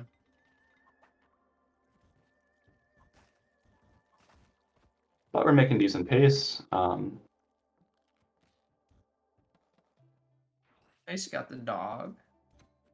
Yeah, it's very convenient when you find a dog on your path. But often in speedruns, you're just gonna have to skip the dog, which means that you're basically limited to 4 health the entire run, because 4 health is the health that you start with, which is obviously very limiting, especially when you're going at a breakneck speed.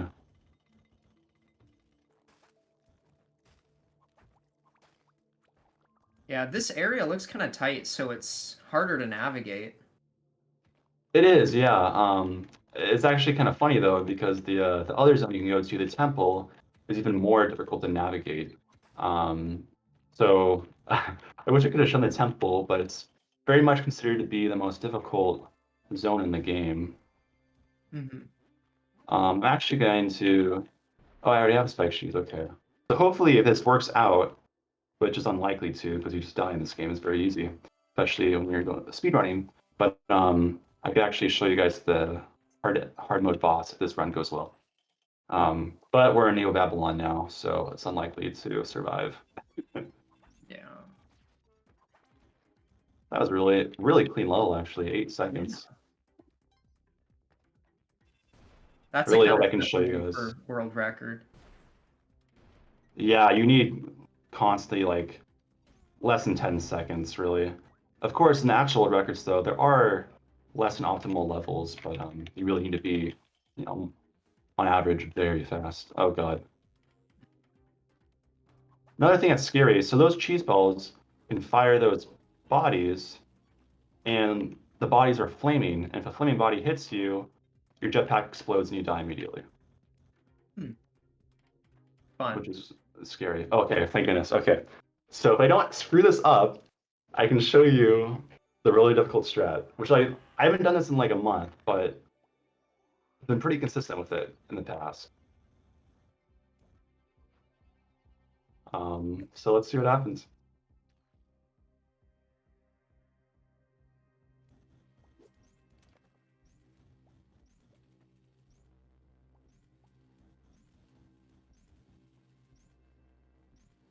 Not so far. And it worked. So so that's how you ascend without the Keelan or the Chillin or whatever, however you pronounce it. It's Japanese. But that takes a lot of practice, and probably the first 50 times I've done that, you know, 30% of the time you make it, 70% of the time you die horribly. But I've done it quite a few times through external programs that let me practice it very quickly. So, you know, it's not that crazy to pull off the skip anymore. But now we're back to the place we were at. Surprised this run's turning out so well, and I'm really hoping I can show you guys the boss. Whee! This is actually might be faster than my run in this category, which is funny. It actually, no, it probably wouldn't beat it actually. I'm just gonna again take the health just to be safe.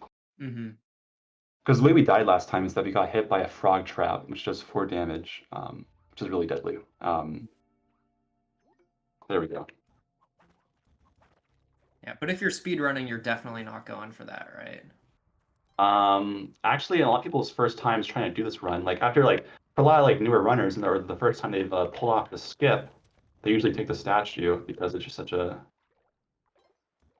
inconsistent thing. So this is a dark level. It's horrible, but we're going through decently well. Yeah. Okay, Nice. so we're on the same zone now as to the one we died. Oh yeah, that's a Goliath frog. No. Um, they'll insta kill you if you go into its mouth. So, but I like think we'll actually. Oh god. That's another one. Okay. But now we're on to the final boss. Well, one more level. Or I This don't is know. it. There's only 3 normal zones for the Sunken City. So I'm gonna try and do the speedrun strat. Well, this isn't actually a speedrun strat. There's a faster one, but this So is the this one I'm is used the to. boss. It is, yeah. Oh, okay. Oh no! Okay. Should be okay. Bonk, bonk, bonk. So that was the chicken head. And now it's going to be another head that comes up.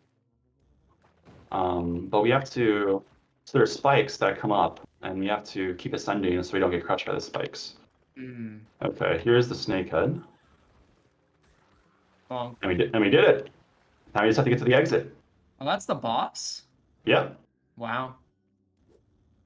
I mean, of course you've done this a bunch of times, so I guess it's a lot easier when you're experienced. It is. That's actually only 10 seconds or so, like, slower than my, my score for this run. And this is the hard mode ending. So you guys just all are gonna get spoiled. It's nothing crazy though. But yeah, I actually, we went a little bit longer, but so I actually showed you guys a lot though. Yeah. I think let's let the cutscene play out.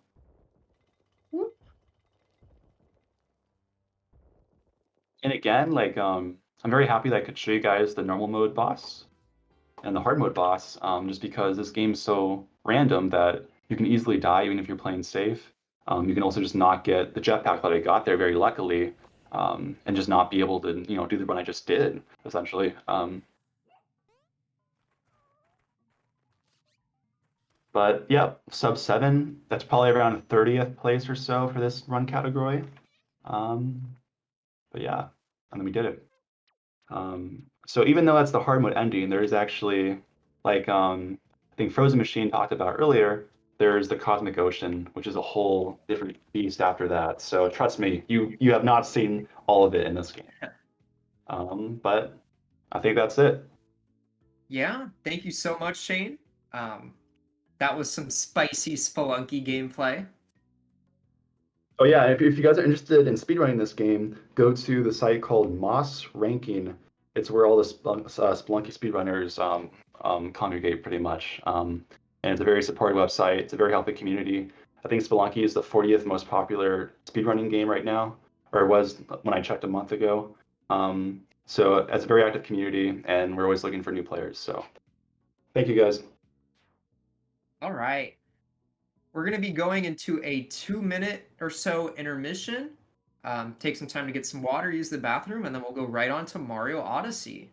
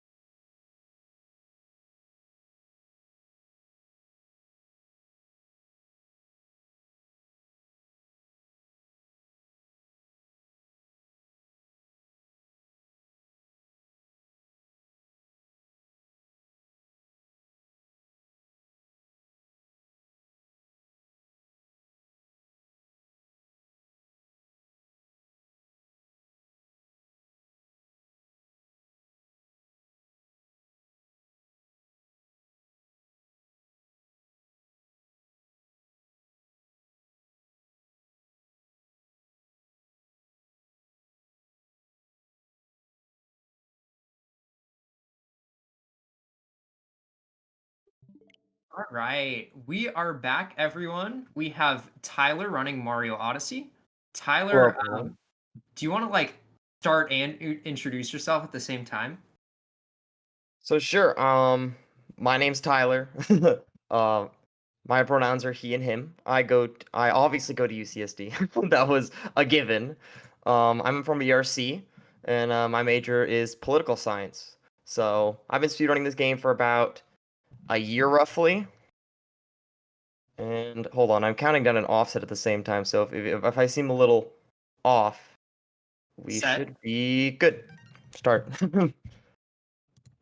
Yeah, so There you we want go. to explain the time thing real quick? So to explain the time difference, essentially what we're doing here is daylight savings time manipulation, where I'm manipulating a seed in Sand Kingdom to where I'm able to get the seed, so where the seed actually grows in the amount of time it takes to get there. So I set my time to daylight savings time, from the switch over from around, 1:59 to 3 o'clock because we skip that hour, and the seed instantly grows in Sand Kingdom. Because in this game, there's seeds in several of the kingdoms where they grow based on the amount of time that's passed, Mm-hmm. but it's not based on real world time, it's based on your Nintendo Switch clock. So So, while in some games it goes on based on like real life time, this simply goes off of that. So we're simply just manipulating it so we can get that free seed moon, and it will make it easier because we'll have one really quick moon at the very beginning. Mm-hmm. But since we hit our incentive, we're gonna be doing a little bit of min caps movement here. I'm not gonna do the entirety of 13 caps. That would take a hot minute, but we're just gonna show off some interesting stuff like Frogless Cap Kingdom. Usually, the game wants you to get your first capture, which is the frog, but instead, we're just gonna do without the frog because we don't need him. Yeah, which is sad because I do like frogs, but sacrifices have to be made. Sacrifices have to be made, and we don't get to watch the darn it, we don't get to watch the first cutscene where Mario actually gets a capture, which is the frog. Instead, we get nothing. All right, and we're already at the first boss fight. Yep, Gonna go pretty we're fighting quickly. Topper. We're gonna see him later in the run as well, but he's a pretty easy boss fight, kind of a pushover. Poor guy. Yeah, poor guy. At the same time, not poor him, because essentially in Super Mario Odyssey, the first few splits are what we like to call CCS, Cap, Cascade, and Sand, and you fight Topper so many times because you Mm. always reset in these first three kingdoms because they're awful. They're awful. Yeah, it's nice that you still get the title screen, even in the speed run. Yeah, it's actually pretty nice. Very poetic. Oh yeah, you Well, also we want to actually get to watch explain that one cutscene. the language that your Switch is in.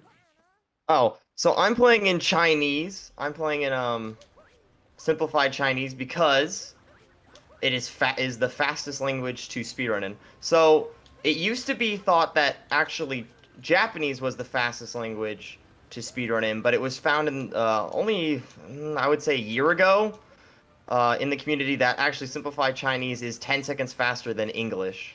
Hmm. So that's why we use that language. Here you'll see me doing and messing up because I forgot. I did the No movement worries. there for a minute. You'll be seeing me doing some min caps movement. Yeah, and is that Don't do just a because backflip there. there's less text overall, so it scrolls through faster? Yeah, essentially there is less text overall. It doesn't. We used to think it might also be something to do with like movement speed, but I believe all the text moves at the same speed, so it really makes no difference. There we go. We could Nice. do another jump here called rib jump, but I didn't want to. It's Fair an enough. awful jump. It's an awful jump, trust me. When you have that extra part and only loses about like 3 something seconds, not a big deal. Oh, Right here we're doing a clip that I failed. all good. I mean, you didn't fail the clip. True, true. But yeah, Well, this is why we get the checkpoint, just in case you make a mistake. yeah, you just Min cap casually is not push easy. yourself into the wall. Yeah. Essentially, what we're doing here is a roll cancel clip. You'll see. This is pretty much the only one you'll see in this run because we do another clip later, but it is not a roll cancel clip. Okay, game. This one is particularly one of the harder ones in the game because instead of simply going at it straight like pretty much every other roll cancel clip in the game, this one you go at from an angle. Wow, So here we you're are getting our super first out. moon. Yo, Sebastian. But yeah, it just shows like even a modern, super polished game like Mario Odyssey, you can still do wacky stuff like going into that rock. So Super Mario Odyssey has a lot of weird stuff about it. This game, essentially how they designed it is that the walls and the floors are not directly connected to each other. It's not like a mesh or anything. It's simply they put one over the other. Mm.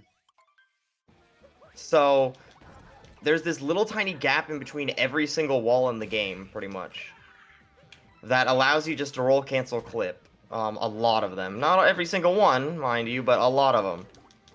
So there's a ton of clips in the game that have been discovered that we don't really use for speedrunning, but are interesting. So this is the second boss fight. Again, already super quick. Easy boss fight. Not too hard at all. Easy game, easy life.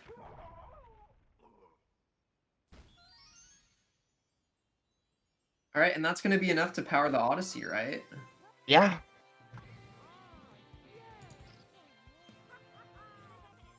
Oh yeah, so one of the things that's confused me is that Mario's supposed to be a plumber, but he doesn't actually do any plumbing in this game.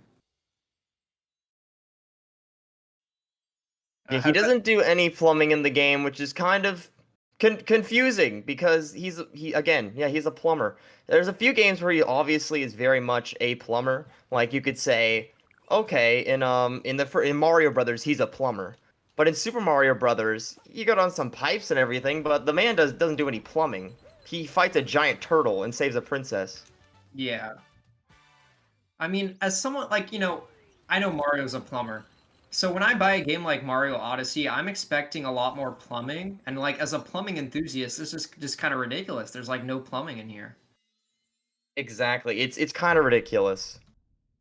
Like, I really thought I was going to be a plumber. Instead, sometimes I'm an electrician trying to fix, like, the power grid of Metro. Other times, um, I'm just dressing up in a bunch of random costumes because some guy won't let me into his shop because I'm not in a certain costume. It's a little weird. No, I It's buy the not game right. for plumbing, not to play dress up. Come on, Nintendo. Exactly. I played the game to plumb, not become like a chain chomp. I mean, I don't know what it's that's about. extra fluff. Why do we need it? We just need the plumbing, honestly. So, because I had a pretty rough, again, mid cap's not always easy. It's extremely easy when you could just reset over and over again. But in either a setting like charity stream or a race, those strats always become 10 times harder. Trust me. All right, so we're on to Sand Kingdom now. So what we're gonna have to do here, because again, I made a few little mistakes. We have to do manual DSTA, which means we manually change the time by going into the switch, but won't be too big a deal. So we could do some fancy movement and stuff like this. Nice, caught the bird. Yeah, so the date is Darn it, March Mario. 14th for daylight savings. Yeah, it really helps you remember what daylight savings was for the year. That was the wrong button. That's the capture button. Now we are going to go in here and change this to just that, because now we want to instant grow the seed manually. Isn't the speedrun technically like 2 months then? It really is. I mean, if you're talking about just changing over the time via daylight savings time, I mean, that hour did kind of technically pass, so... Do we count an extra hour in? Oh, thanks.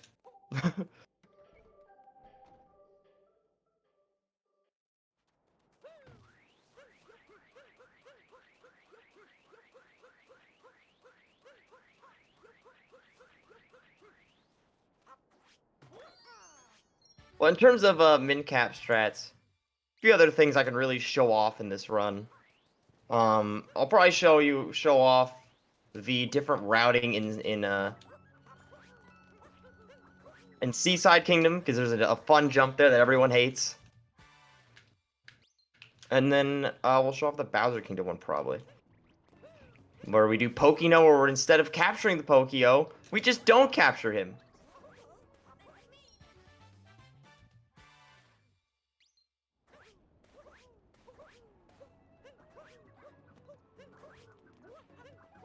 Oh, that's fun. What I'm doing here is bullet bill minute. There's several. I didn't really manip them correctly, but what you're supposed to do there is manip the bullet bill so that you can easily capture him. There's several types of ways of manipulating the bullet bill. There's a dram there, which a dram is basically a way of where you throw Cappy out. Oh, I did get the bullet bill. Huh. Didn't expect that. Have to wait. We're gonna wait for a new one because he's gonna be too far gone to where I'm not gonna be able to get this moon.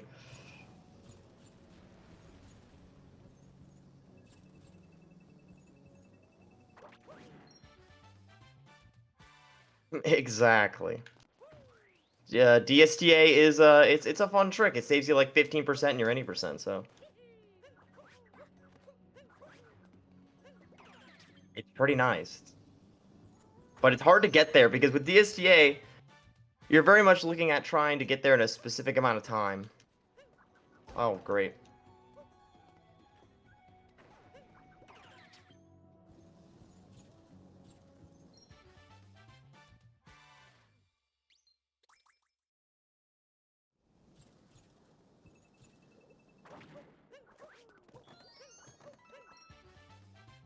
Like, for example, there's so like if you're like a certain level of skill in this game, you might do DSTA without an offset, or you don't have to count down by like a certain amount of seconds.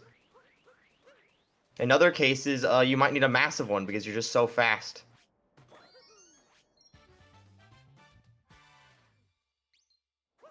So it's a fun trick to learn. So yeah, that's a great story. So the name Dram came from a guy who decided, you know what? I don't want any like I found all these tricks in the game, all these drams as we call them in the game. Don't name anything after me, please. I really don't want like any tricks named after me. And then this community essentially decided, okay, every time Mario throws out Cappy, and collects a moon at the same time, we're gonna call that a dram.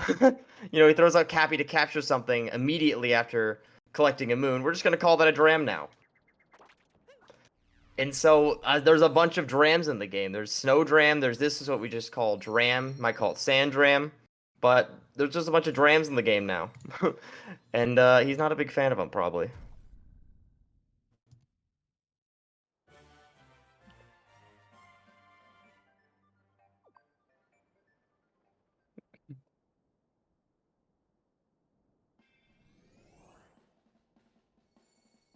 Now we're gonna be heading off to Lake Kingdom here. This one has a variety of routes. There's a route where you could save about 10 seconds if you do late clip. Here I'll be showing off the normal route, which typically is below around 3 minutes or below 3 minutes, depending on your skill level.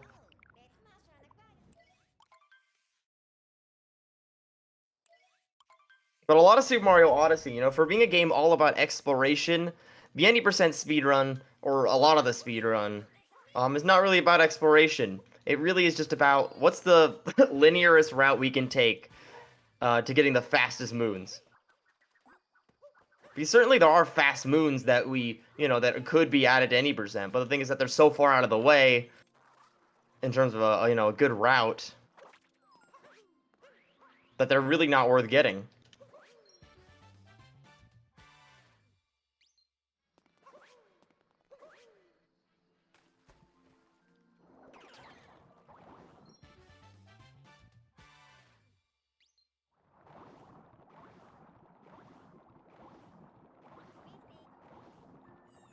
Yeah, that's one of the drams that he did not discover.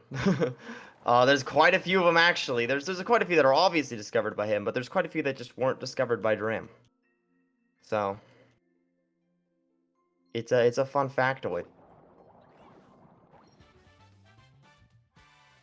One clip I do hope to get to show off in the next kingdom is going to be Nut Clip.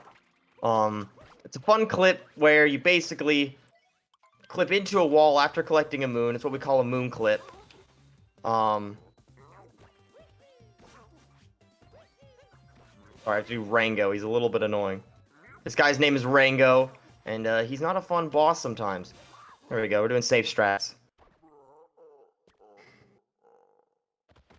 But essentially, yeah, we clip it to a wall so that we can get a fast moon from it, which allows us to get to another fast moon, making for quite a route difference.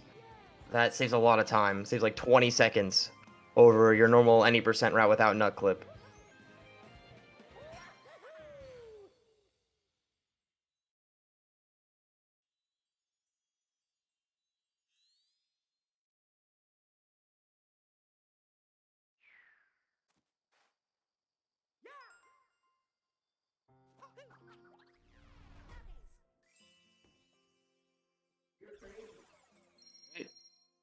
Now we're gonna be heading off to Wooded.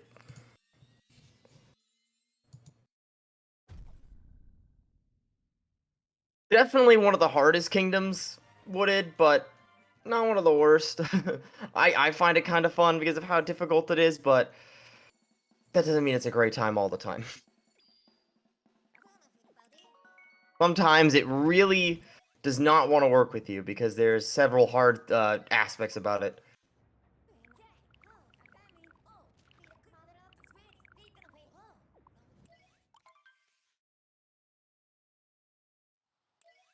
But definitely one of the first tricks you'll see here is just kind of how creative the Super Mario Odyssey can be with some of their movement.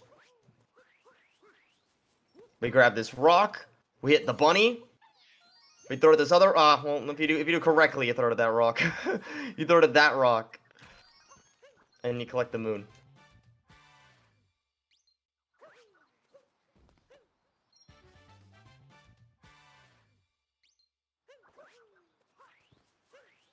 Doing the coins.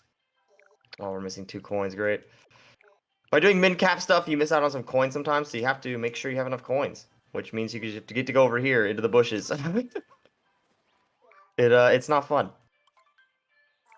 Which is why in min-caps we typically just don't get this moon. You're not gonna, or rather, you can get this moon, but we don't bother with it too much.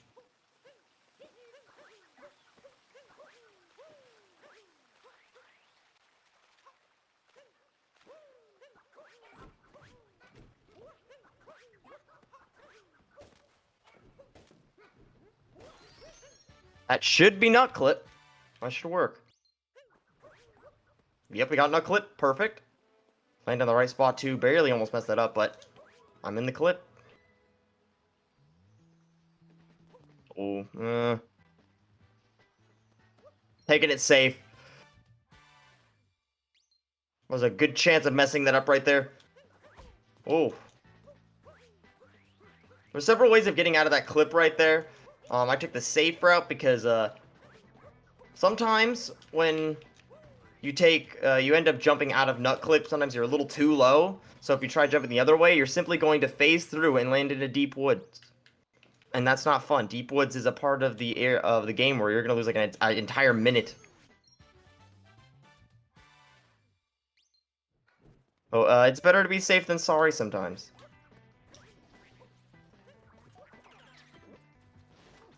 Whoops.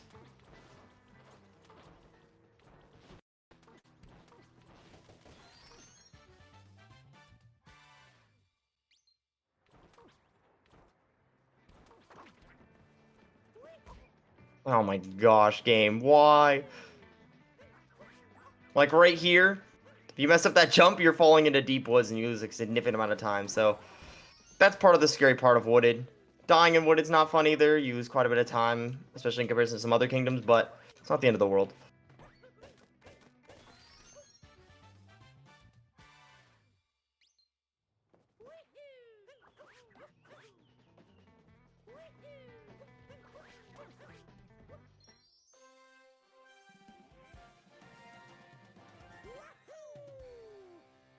Here we're probably gonna go for a trick we like to call FRS. First, well, no, it's called Flower Road Skip. Excuse me, I almost said First Moon Skip.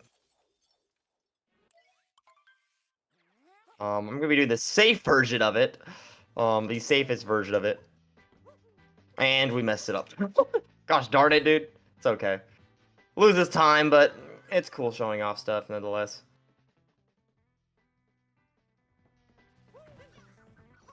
Said we'll go for the Sag normal Flower Road. Not the end of the world.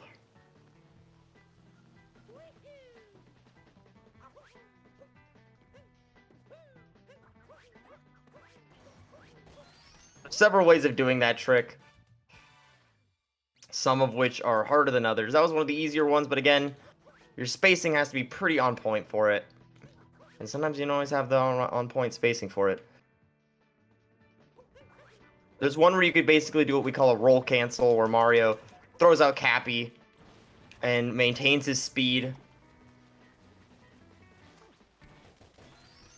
But those are not very easy, especially if you want to do an instant one, where basically Mario instantly roll cancels.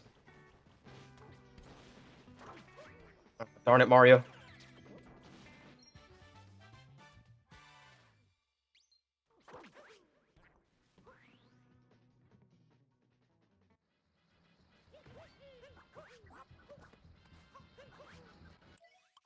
Now we're going on to our next boss here, Spewart.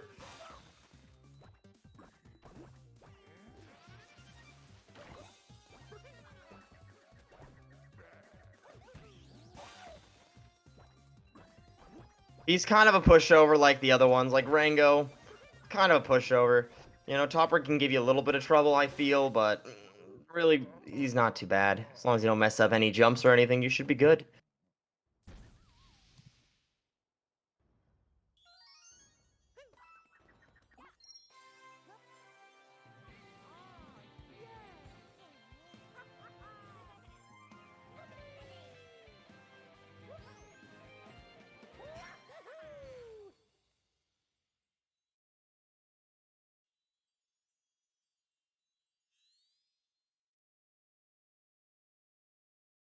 A little bit of a rough, obviously, kingdom. I went for some risky stuff, to be fair, but... Thanks, cutscene. I don't even know how that happened.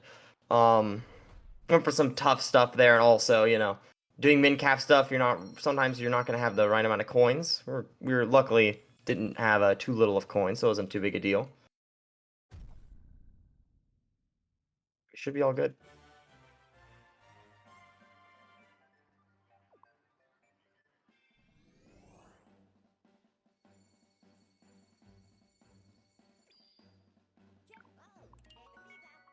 Now we're going to be fighting Bowser.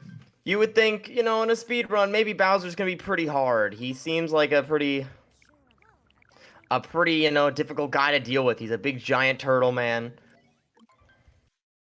And you would think because he's, you know, essentially, spoiler, the final boss, you would think he's going to be pretty hard even on the first time. Bowser's probably the easiest boss in the game, honestly. Especially to do fast. As I say that, I'm probably going to mess it up, but... we can easily capture his first hat here just by rolling at him and jumping a little bit.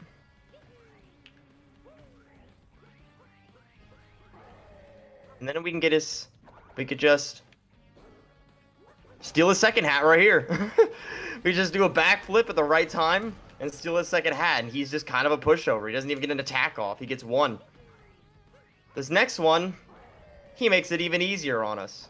He just throws him out, we could damage boost off of it, and just capture it. Not at all hard. And he's dead already. He's kind of a pushover. Sadly, he doesn't really learn from this mistake too much in the final boss, but hey, he tried his best. Oh, Now yeah. we're gonna go into Lost Kingdom.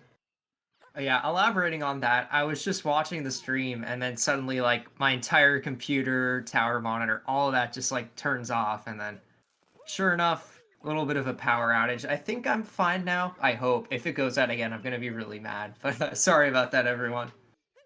That's not fun at all. I mean, you live in California, yeah? You come to expect it. Yeah, you do. You got the fires, you got the power outages. It's just, it's the reality of it. But one thing we just did there, that tree that I just bounced off, it wasn't perfect. You're supposed to jump off the rock there to get the perfect movement, but I did what we call meme tree. Basically, you jump on that tree to be able to make it to a ledge, and it makes it pretty easy on you to just be able to collect a moon. So what did I miss in the power outage that I had? It's been an interesting run, but I did get, we did have nut clip. I did get to show off nut clip, so that was fun, and got to punch Bowser, fast always hats and good. everything. Always a good time. Made our way through sand. Nothing special there.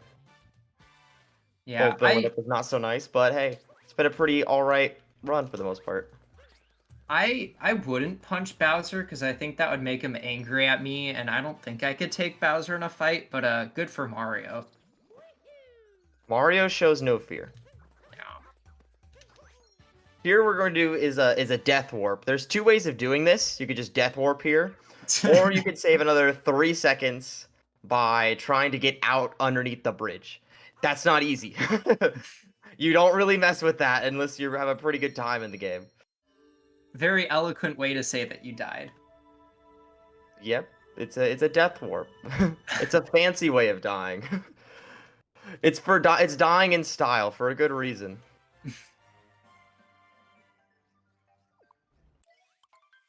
But now we're gonna be heading to Night Metro. This kingdom's kind of fun to speedrun. I enjoy it. But we are gonna be seeing a Mecha Wiggler here, and he's not so fun. He sometimes could be very rude. Yeah. I mean, don't you wish there was a feature where you could just like, talk it out with the enemies, negotiate something? Yeah. I wish this was like I don't know, like Detroit Become Human or something, where I could just talk to them, could just talk it out. Yeah, There's gonna be a like pacifist route. you go up to Mecha Wiggler and you're like, I have this amazing thing. It's called a car battery. It can give you all the electricity you need. You Exactly. get Like if where we I'm just going with it? leave, Yeah. All you have to do is leave. I don't know what his deal is. I don't know why he's here. I think Bowser put him here, but I mean, like I'm sure he could be persuaded. Yeah, you go up to Bowser, you'd be like, hey Bowser, Mushroom Kingdom has a bunch of money in its stores. I can buy you some money to donate to like a Twitch girl or something and get a girlfriend. See, I just don't understand why Bowser just doesn't take all these enemies and put them all in the same place, like in Bowser Kingdom or something, and just make an impenetrable fortress. Like Mario can't deal with that. Like Yeah. he deals with them all one-on-one. By going to all these different kingdoms, just put them all in one kingdom, one arena. Mario can't beat him. He's done. Yeah. Although, quick disclaimer, please don't be weird to girls on Twitch. That's a great quick disclaimer, trust me. Yeah.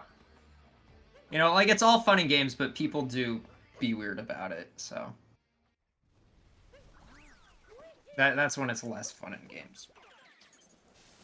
Here we are going up to the Mecha Wiggler. He's just chilling up here. We're just gonna say hi. He looks kind of small. You're like, he doesn't look too massive. But then you get in here, you're like, oh, that boy's massive. And for some reason, we're all the way down here now. It's a good thing there are tanks just casually occupying the city.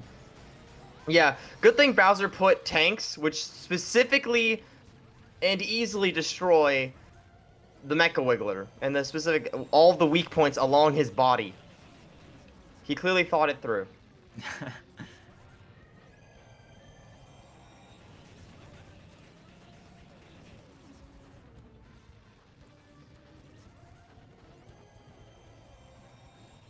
Oh, the jukes. The jukes. We basically put him in that position because it's the shortest length. I guess the shortest amount of I guess the shortest length he has to go. He has to freaking move. Hmm. All right, and we're not getting 3 cycled. That was very Nice. close, little Monka, but we're good. The Mecha Wiggler gives you several different patterns. This is the only part of RNG in the run, actually. Super Mario Odyssey is a game with very little RNG. Which is why people like speedrunning it. Yeah, It's also fair just enough. fun. It's also just a fun speedrun, but also no RNG. It's pretty fun. The Mech Wiggler has RNG to where you get different patterns, and sometimes he could just kind of screw you over and give you a terrible pattern to work with. You could try working around it, but sometimes it's very awkward, and you need to be a world record holder. And even at that, I've seen world record holders just lose runs to Mecha Wiggler just because they got a shitty pattern in it, or bad pattern, sorry, and it didn't work out for them. Yeah, it reminds me of, I think it's Super Mario Bros. 3. Like near the end of the game, there's this one bridge where there's like, I think it's a 25% chance or something of encountering an enemy on each like section of the bridge. So like it's very RNG dependent. If you get an enemy on each like section of the bridge, your run is just over. Because I'm gonna do stuff that's min caps. We're gonna do scoot clip. Normally I would never do this because I hate this trick. Nope. Nope. This is why I hate the trick. That's why I always go for the RC car, because it's way easier. Yeah, all the times There we I've go. seen this, ooh, clean. All the times I've seen it, like the people are able to get it while they're going really quickly. I'd imagine that takes a lot of practice. That is a lot of practice. That is something that we like to call drive-by. I can occasionally do drive-by. Occasionally I go for it. Sometimes if I want to be safe, I don't. Usually I don't mess with it in any percent because it's a pretty hard trick to get down consistently. If you really take hours upon hours for it, sure, but the RC car only loses you 1 to 2 seconds, so Yeah, fair really enough. not losing out on too much. And that was a strategy we like to call bench sit. That's not actually the name, but Yeah, that guy, he's kind of lonely. He needs a friend. That's lonely bench guy. And he needs a friend, and Mario's here for him. true. Mario's more than just a plumber. He's emotional support. He's emotional support plumber. It's a very specific occupation, but you know, good for him.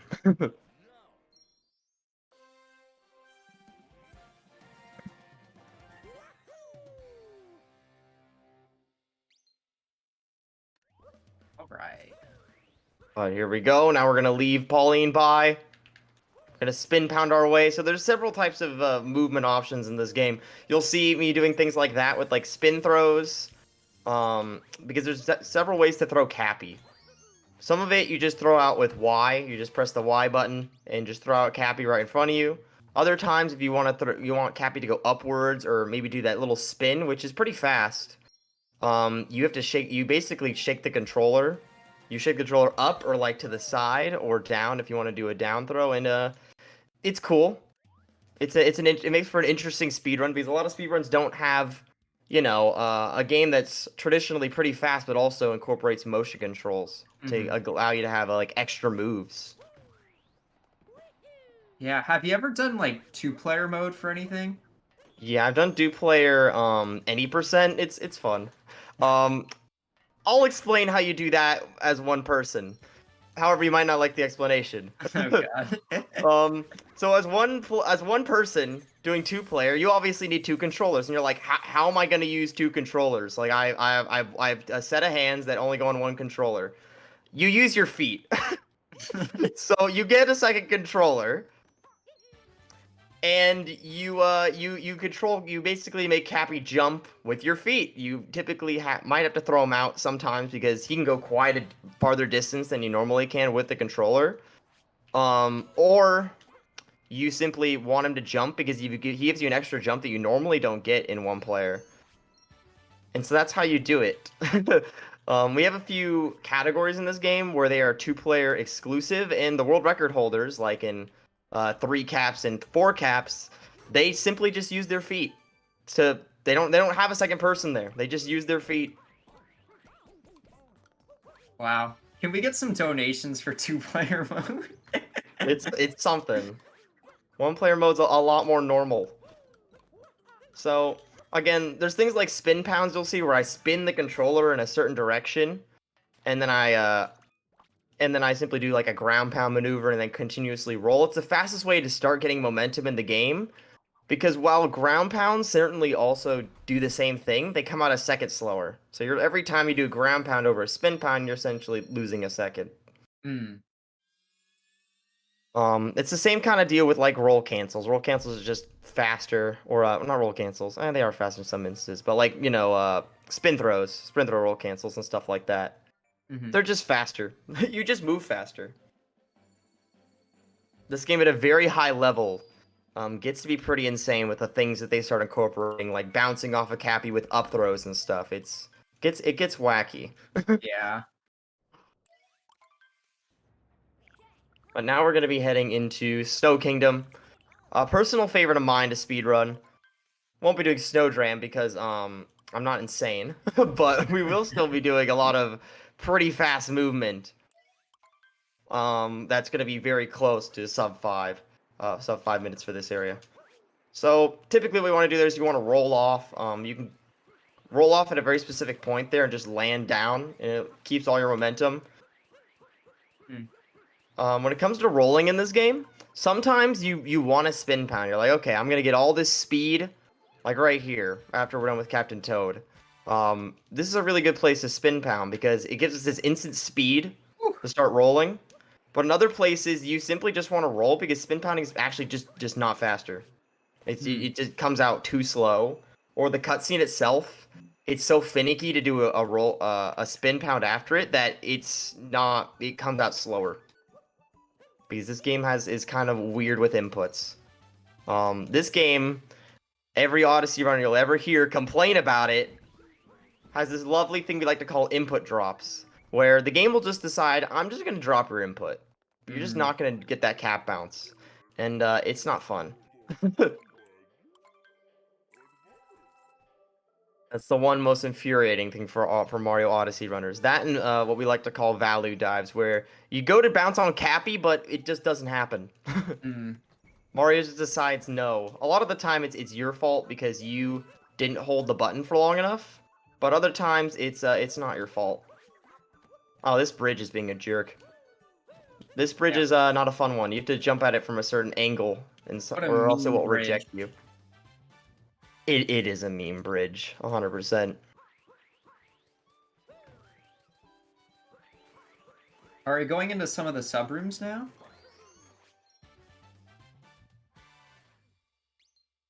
Yeah, we'll be going into these guys have two names. They're Taifus, and they're also known as Blowy Joeys. Blowy Joey's the unofficial name. We just like calling them that because it's just a funny name for them. We just think they look like Joey, I guess. There's a lot of different movement you can do here. You can do this. If you're fast enough, well, not if you're fast enough. If you do the correct movement, because you actually have to be slow enough to get it. Oh, thanks, spin throw. You basically can get the Blowy Joey to blow you all the way, basically to blow you to the moon. That's on that pillar. His wind gust just propels you towards it when you get a long jump, and it's pretty fast. Hey Tiger, who's Joey? I don't know. I think it's them. I think they're all just Joey. Joey Mom? Oh, well, I mean, it was close. It was close. Hey, comedic genius in the house.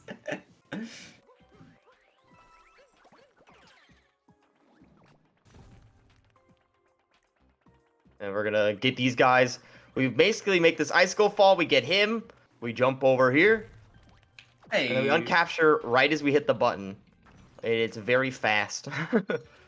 Well, that's the point of speedrunning, isn't it? It is. It's also not dying sometimes, but I have gone for some risky stuff.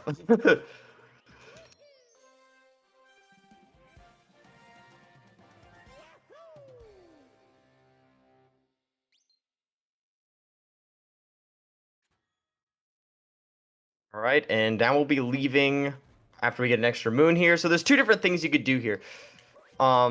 In the Snowdram route, you basically you save the shop moon until later. That's extra roll. You save the shop moon until later, and then you do the Snowdram moon. In this route, which is used for a long time, you could use this route up until you have at least a 103, I would say. You simply just go over here and get this moon. It's only 10 seconds slower overall, and there's so much time save in this run that you'll be okay. Yeah.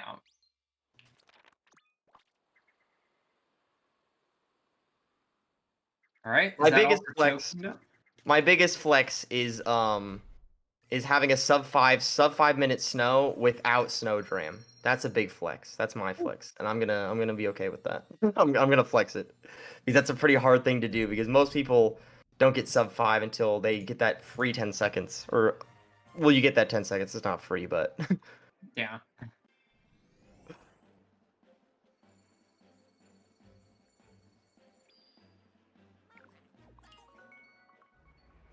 here we go to Seaside.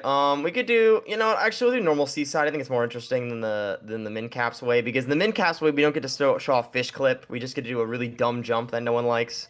Mm, We're gonna do the normal way because it's more fun. fair enough.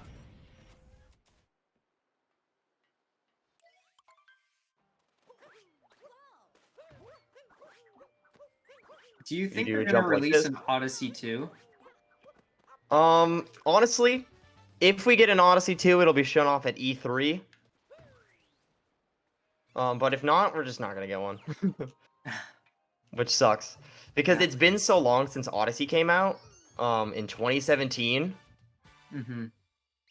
that I just kind of doubt it at this point. I mean, to be fair, between Galaxy 1 and Galaxy 2, that was like 3 years, and this might just take longer to develop than a Galaxy game, but it seems like they might be moving on to bigger and better things, just with the amount of time it's been and the lack of announcement. But it's okay. I'm just crying on the inside. Yeah, I'm surprised no Odyssey 2, not even Odyssey DLC, really. No, it's really weird because Odyssey is it's the best selling. I believe it's the best selling Mario game now. The best selling like 3D Mario game. Mm-hmm.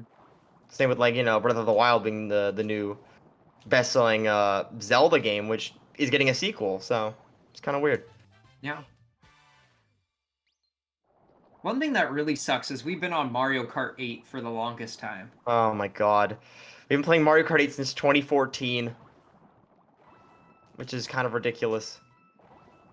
Yeah. Since Mario Kart 8 came out, and because honestly they're not going to ask Mario Kart 9, we would have had Splatoon 1 through probably 3. So, just some food for thought.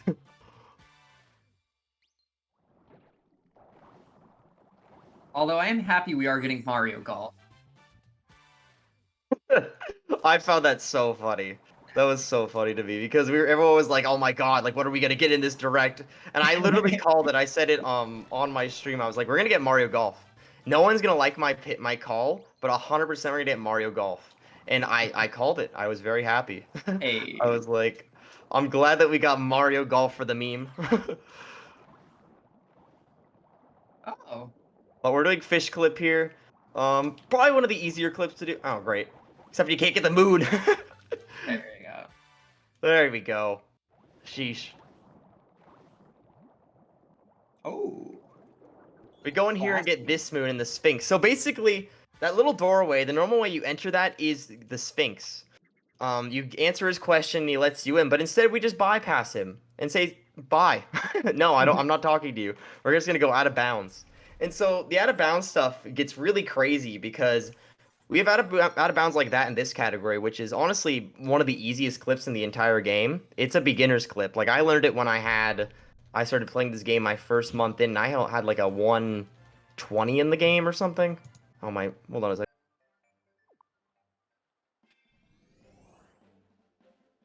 Yeah, super excited for Mario Golf. That direct was really funny because they also unveiled Fall Guys for Switch, which like I'm sure no one cares about except for me, but I'm excited to see more people playing Fall Guys. I don't take this personally, but we held free play yesterday for Fall Guys, and No one really came. Um, so it totally wasn't me crying alone in a room or anything like that. No, I'd never do that. But I mean, either way, just more people playing Fall Guys because it's fun.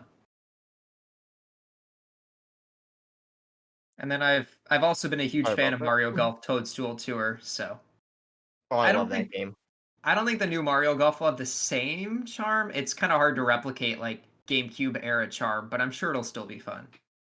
No, I completely agree. The GameCube era just has its own specific charm to it. Yeah, I was so hyped because for the collegiate esports panel, the Valorant player Chris, he's like, my favorite game is Wario World, and I'm like, okay, I see you. That's so specific. I actually own Wario World, so I understand. Same. Although I paid an upcharged amount for it recently. It wasn't like I I had did it. too. Oh, hey. I paid a lot of money for Wario World. I am not willing to admit how much money I paid for Wario World. Any Wario World fans in chat? Another thing that's really expensive that I'm kind of disappointed about is physical copies of Xenoblade 2. Oh god, yeah. That's a lot of money. Yeah, they just released a limited amount of them, unfortunately. And so I guess when Regarding. they got the boost of popularity from the Xenoblade Definitive Edition and the inclusion of Pyra and Mithra and Smash, all the physical copies are like $100 now. So good luck getting your hands on those. Yeah, that's not fun. That's not fun.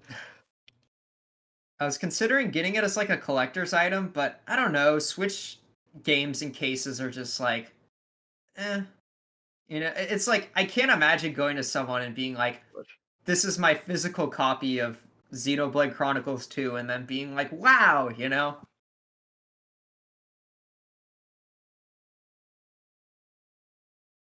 No, I get the deal. You're like, wow, I'm so impressed. It's really just something for you to collect on your own if you really want it, sort of Yeah. deal. Wow, it's a Switch game. Haha, those are on store shelves. Yeah, it's not nearly as interesting as something that's not on store shelves at all. That's something that's been gone off store shelves for like 20 years. Yeah. Sad thing is, I owned a physical copy because I actually played the game when it came out, and then I lent Oh it my to a friend, and then they lost it. And so I could buy the digital copy to replay it, but then the problem is if I find the physical copy or my friend does, then I pretty much waste $60. So I don't know. And sorry for a moment there. If I was not skipping cutscenes and was messing up some movement, I was fixing my audio because my headset like my gamer headset died like I guess like 2 days ago, and so I've Ooh. just been using AirPods. Sounds like you could use a Turtle Beach Elite Pro 2 with TG plates. True. True. Thank you, Turtle Beach, for the sponsorship. My old Turtle Beaches died. I need to get some new ones.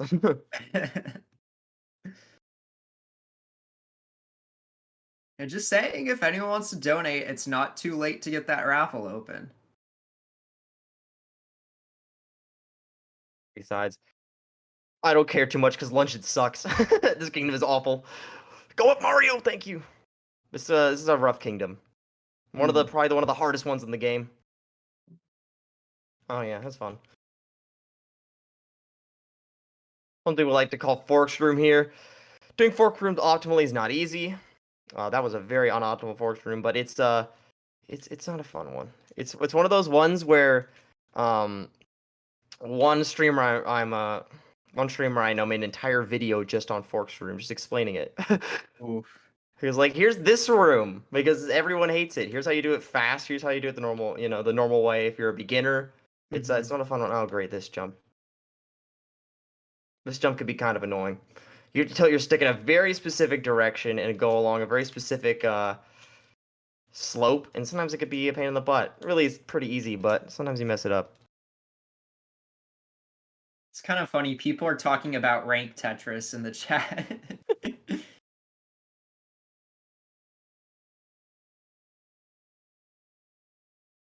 So how much longer are you anticipating for the speed run? Let's see. We're in luncheon right now, and I'm on okay pace. I think I'm on like a 107, 108 pace because the beginning portion, and then the rest of the run just kind of in a, it's what you expect from a no reset kind of deal. Mhm. But I suspect we have another 20 minutes Okay. roughly. It shouldn't be too much longer. After luncheon we have Bowser. Yeah, that's about right. Cool. And then I don't really have any closing thoughts, so we'll probably end stream right around Okay. then. Because we have the indie game development panel with a bunch of cool indie Yo. developers coming in. So right after this one. So if there are any gamers out there that want to watch that.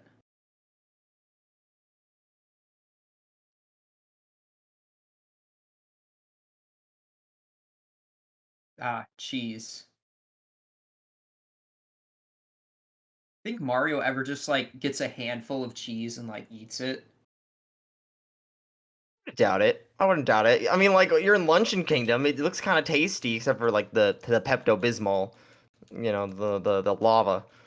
But other than that, I mean, the rest of it looks pretty tasty. I wouldn't blame him if he just took a bite out of it, I think the out of Pepto something. Bismol is when you eat too much and then you need the stomach relief, you know? It sounds about right, but also you that stomach relief, man. Like I have nothing against Pepto Bismol, but in Mario Odyssey, they made it a little deadly for Mario. Apparently, I don't know. Maybe he's allergic to it. I'm not sure. I guess so.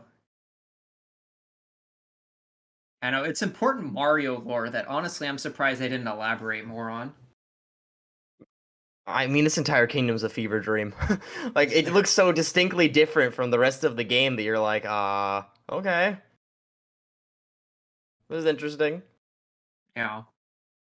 But also, I was talking about Fish Clip earlier. Fish Clip, we also do in all moons, which, fun category, only takes you, like, good, like, if you're a world record holder, like 7-something hours.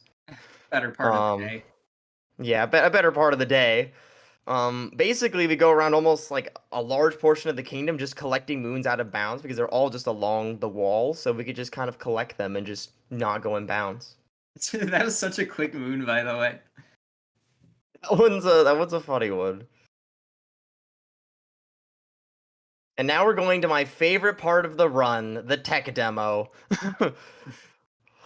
Welcome to Ruin Kingdom, the kingdom that everyone asks, why does this exist? No Yeah. one wants to be here. Why is there a dragon? Why is this Dark Souls now? Yo, Mario Odyssey is like the Dark Souls of 3D platformers. Exactly, it's the same thing. But this is this is a weird one. We got to get our emotional support toad, as we call him. He's right here. There we go. Now we get those extra coins that we're not going to need, but he's there for emotional support. Mm-hmm.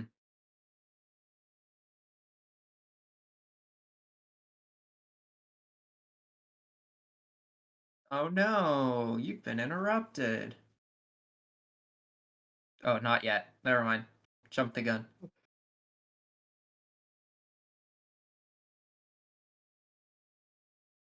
Oh no, But this you've is been essentially. interrupted. Wow, thanks. Appreciate it. This is essentially the entire part of this kingdom. You spend 3 minutes of your run, which you're like, man, I gotta go fast. I gotta get that new time. Just on this. Just doing this. It's a nice breather. I'll admit, before you get to Bowser's in Moon Kingdom, but eh.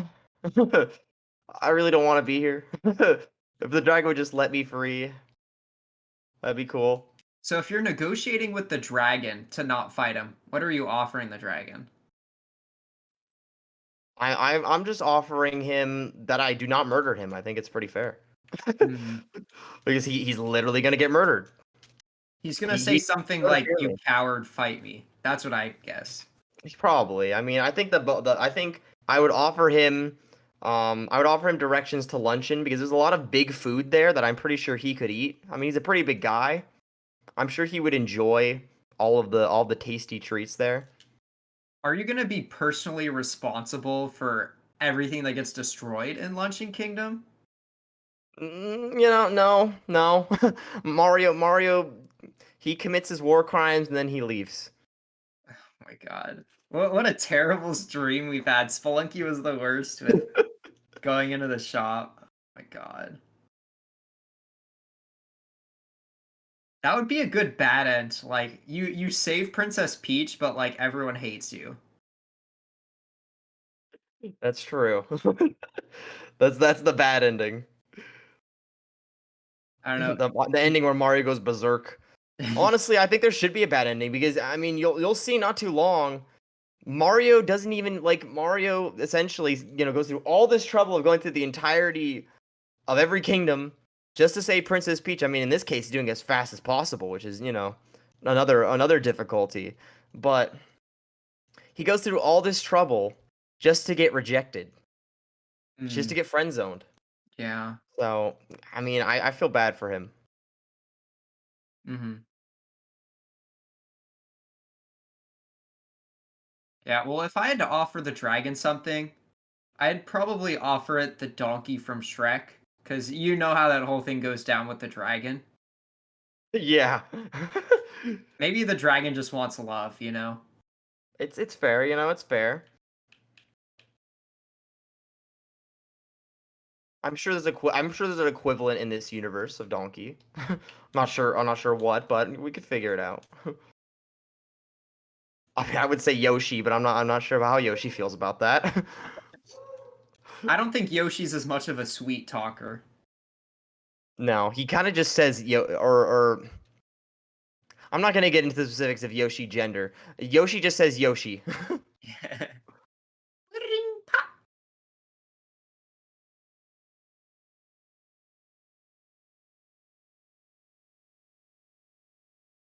Yeah, I mean, I guess you could give the dragon gold too. It's the only other thing I can think of. You should just give the dragon all of Wario's gold from WarioWare. Or not from WarioWare, from Wario World, excuse me. Although Wario wouldn't really part ways with that, so then you need to give something to Wario. Um, I feel like there has to be something he would be okay with. Like, I think in like the next game, like the Wario Land Shake It, he gets like a giant like ruby he thinks is like, oh, he gets a money bag that produces unlimited money. That's what you give him. Who are you gonna trade for that though? That's a good question.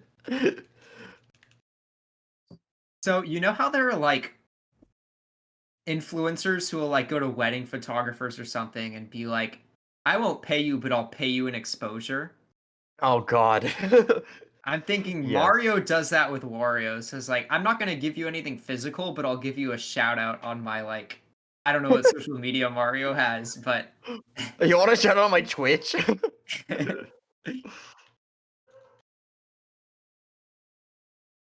because I mean, I think Wario values fame, so I mean, he definitely does. He values his fame and fortune. yeah. Although probably his fortune more so. More so his fortune, for sure.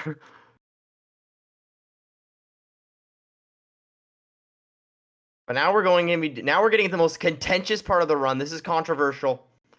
You either do Topper first or you do Harriet first. Those are your options. Neither save time over the other. It's simply preference, but it's controversial. Mm. I'm a Topper first gang. I'm a Topper first member.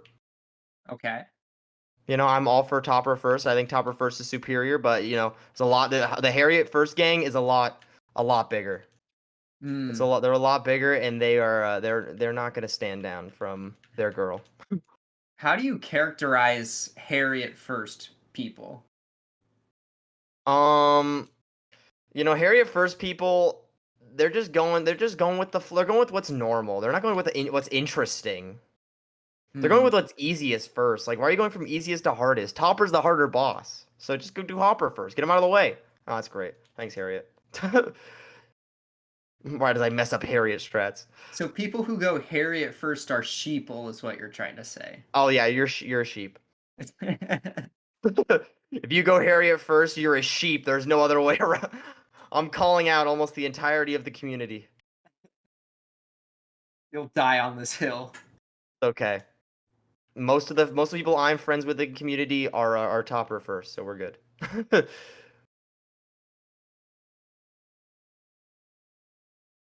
They'll respect me on this take. But now that both are dead, we get a moon. It'd be nice to skip this moon because it's not that fast, but simply if you do not defeat them, you cannot complete the game. This is basically the completing both these bosses and collecting this moon triggers you being able to go to the mech. Oh. So otherwise you can't. Another fun fact about this kingdom we'll get into is what we like to call the nut jump, because we'll be doing a min caps thing here in a second for the fans, no, for the incentive, but also for the fans. Essentially, there is this nut that you throw into the water down there, all the way from the very top of Bowser Kingdom into the water, and then you would do what we call a nut jump. The nut jump is basically where you use the nut to jump. You can jump as much as you want technically, but you continuously jump, and you skip the wire, so you don't have to. You get one less capture, which is why in 1.0, when the 1.0 version of the game, there's actually less captures. It's 3 captures and 12 captures instead of 4 and 13. But that was patched because Nintendo. This is one of the minimum cap strats too. Yep, this is what we like to call Pokino. It is so we don't have to capture the Pokio, and we can do 13 caps. So we're Weird just camera angle casually there. in the wall right now. That Mario face. That's the best way of doing it. And also, I did it first try. That is really hard. Doing that first Nice. try is extremely is not easy. I'm gonna take it safe because there's a fancy way I like to do it, but sometimes I don't like doing it. Yeah. We'll be going like this. You know, it hasn't been the most amazing run of my entire existence, but I did get Pokino first try, so that's a W. You know what I got? Oh, I got a rock. I got a power outage. Oh, Pog! Pog. You need Mario to go into the sewer system and fix your power. Yeah, we live in a California. We live in a California. But now we're doing birdless mech. Another thing you need to do in obviously in minimum captures, but also it's just fast. Yeah. Yeah, this was one of the things where when I saw it for the first time, I was like, whoa, you could like skip a lot of this boss fight. Yeah, it's super fast, and there's several types of strats here. As I'm doing what we call Goryu strats, discovered by Goryu. Fair enough. Shocker. Where we basically get all of these, we basically hit all of them as fast as we can in this kind of fashion. There we go, almost messed that up. I'm not gonna lie to you, almost messed that. Damn it! Gosh darn it! I have to do the bird. It was still fancy. You always have to go for the fancy strats. Or else you're Yeah, never gonna PB. you got a lot of it. Well, we got most of it, sadly. There's also what we like to call here target acquired, where you hit Harriet, you stand at a specific spot on the mech, it throws you off, and you go and get in Spew It right there. And it's faster, but it's very hard. Mm. Oh, that's fun. That's a fun little glitch right there with the Oh, platform. That's a fun one. Sad.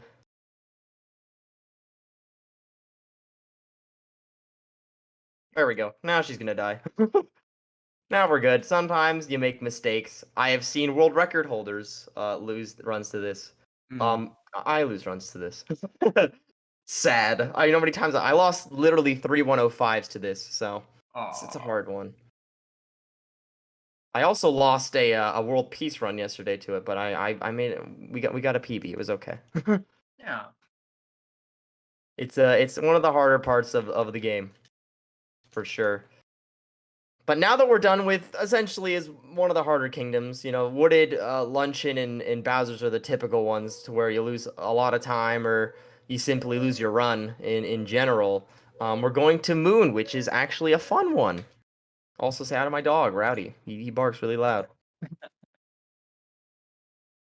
Oh yeah, we have a question in chat. Are you planning on streaming after this? Oh God, I don't know HR. I added in my Discord, so. What is your Twitch stream, by the way? Oh, The shout out. My Twitch stream is as Tiger Teal. That's a TYGER, and then just Teal. And I stream on Twitch 3 to 4 days a week. It's fun. I stream mostly this. Believe it or not, shocker. All right. Every week except for like finals week, because final week is the worst. Yeah, I would not recommend streaming during finals week. No, I don't recommend doing much of anything but your finals during finals week. Fair point.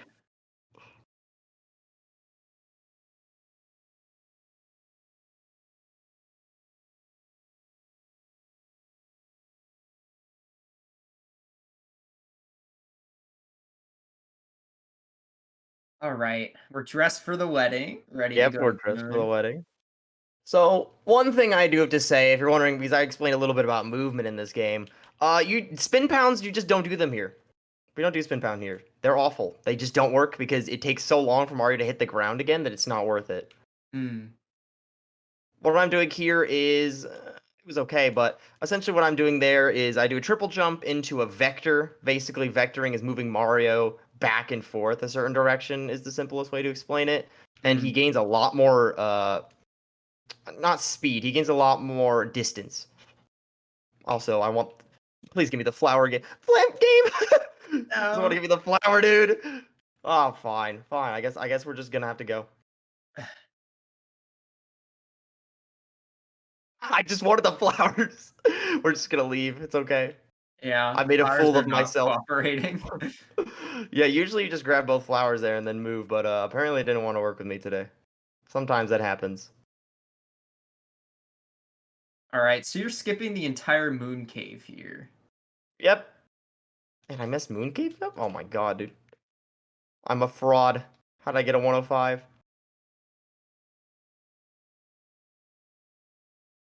Yep, there we go. There we go. Second try, I guess. But still skipped all of the moon cave, which, you know, even messing it up is faster than doing the moon cave. The moon cave takes you like 3 minutes. So yeah, that's how we do moon cave skip. Essentially, the normal way of doing that is you go into the moon cave, you go through this entire lava section, and then you fight Madame Brutal again. Except she's harder this time. Her chain jump has more hats. Wow. But instead, the Sphinx is just kind of sitting there, and there's this L formation on the wall, and you can just kind of wall jump off of it, and then make your way into just make your way into the boss fight, and just make your way into the chapel, and essentially the only time you ever see Moon Cave is in when you want to collect every single moon in the game, because otherwise, why would I go in there? True. It's slow. Right, so there's this Bowser fight, and then there's the ending section, and then you're done with the run. Yeah, we're almost done.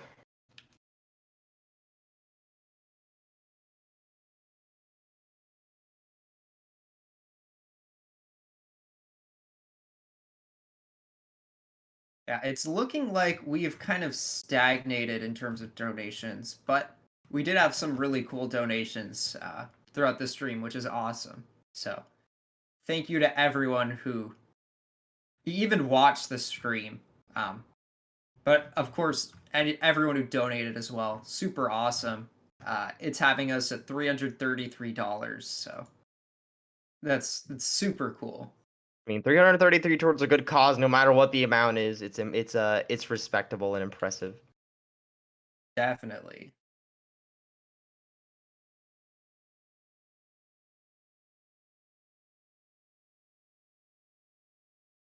Alrighty then.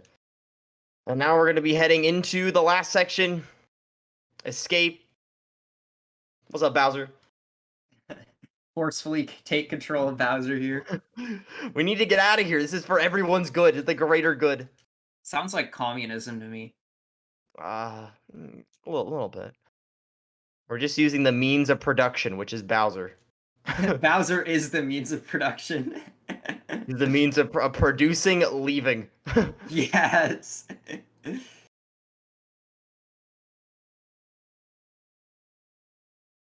Bonk.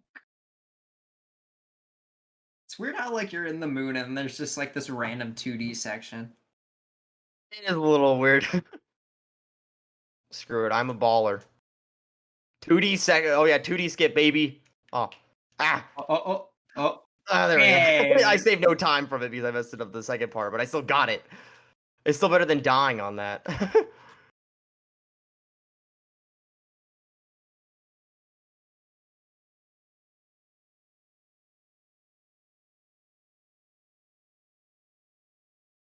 All right, this is the final room up ahead. All right. If you guys have any dancing emotes or just any hype emotes, this is probably the most fun part of it because we get the final song. I can spam my text emote.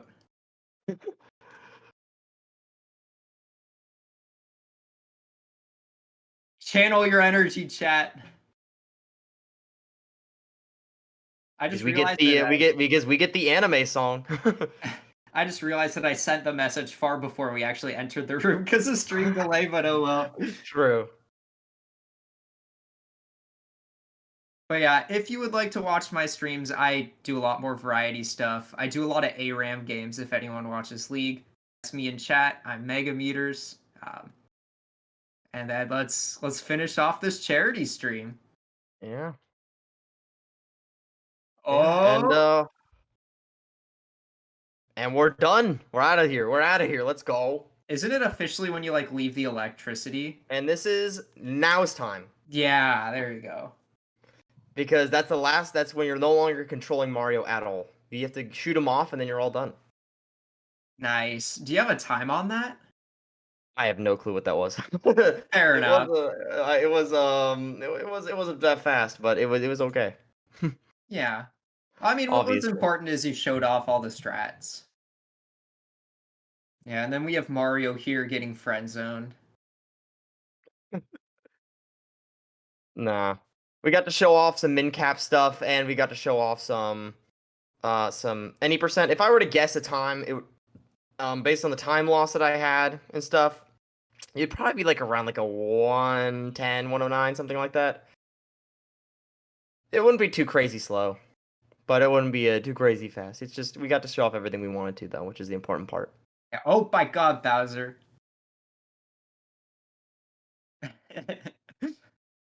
Wow. Mario and Bowser are both simps.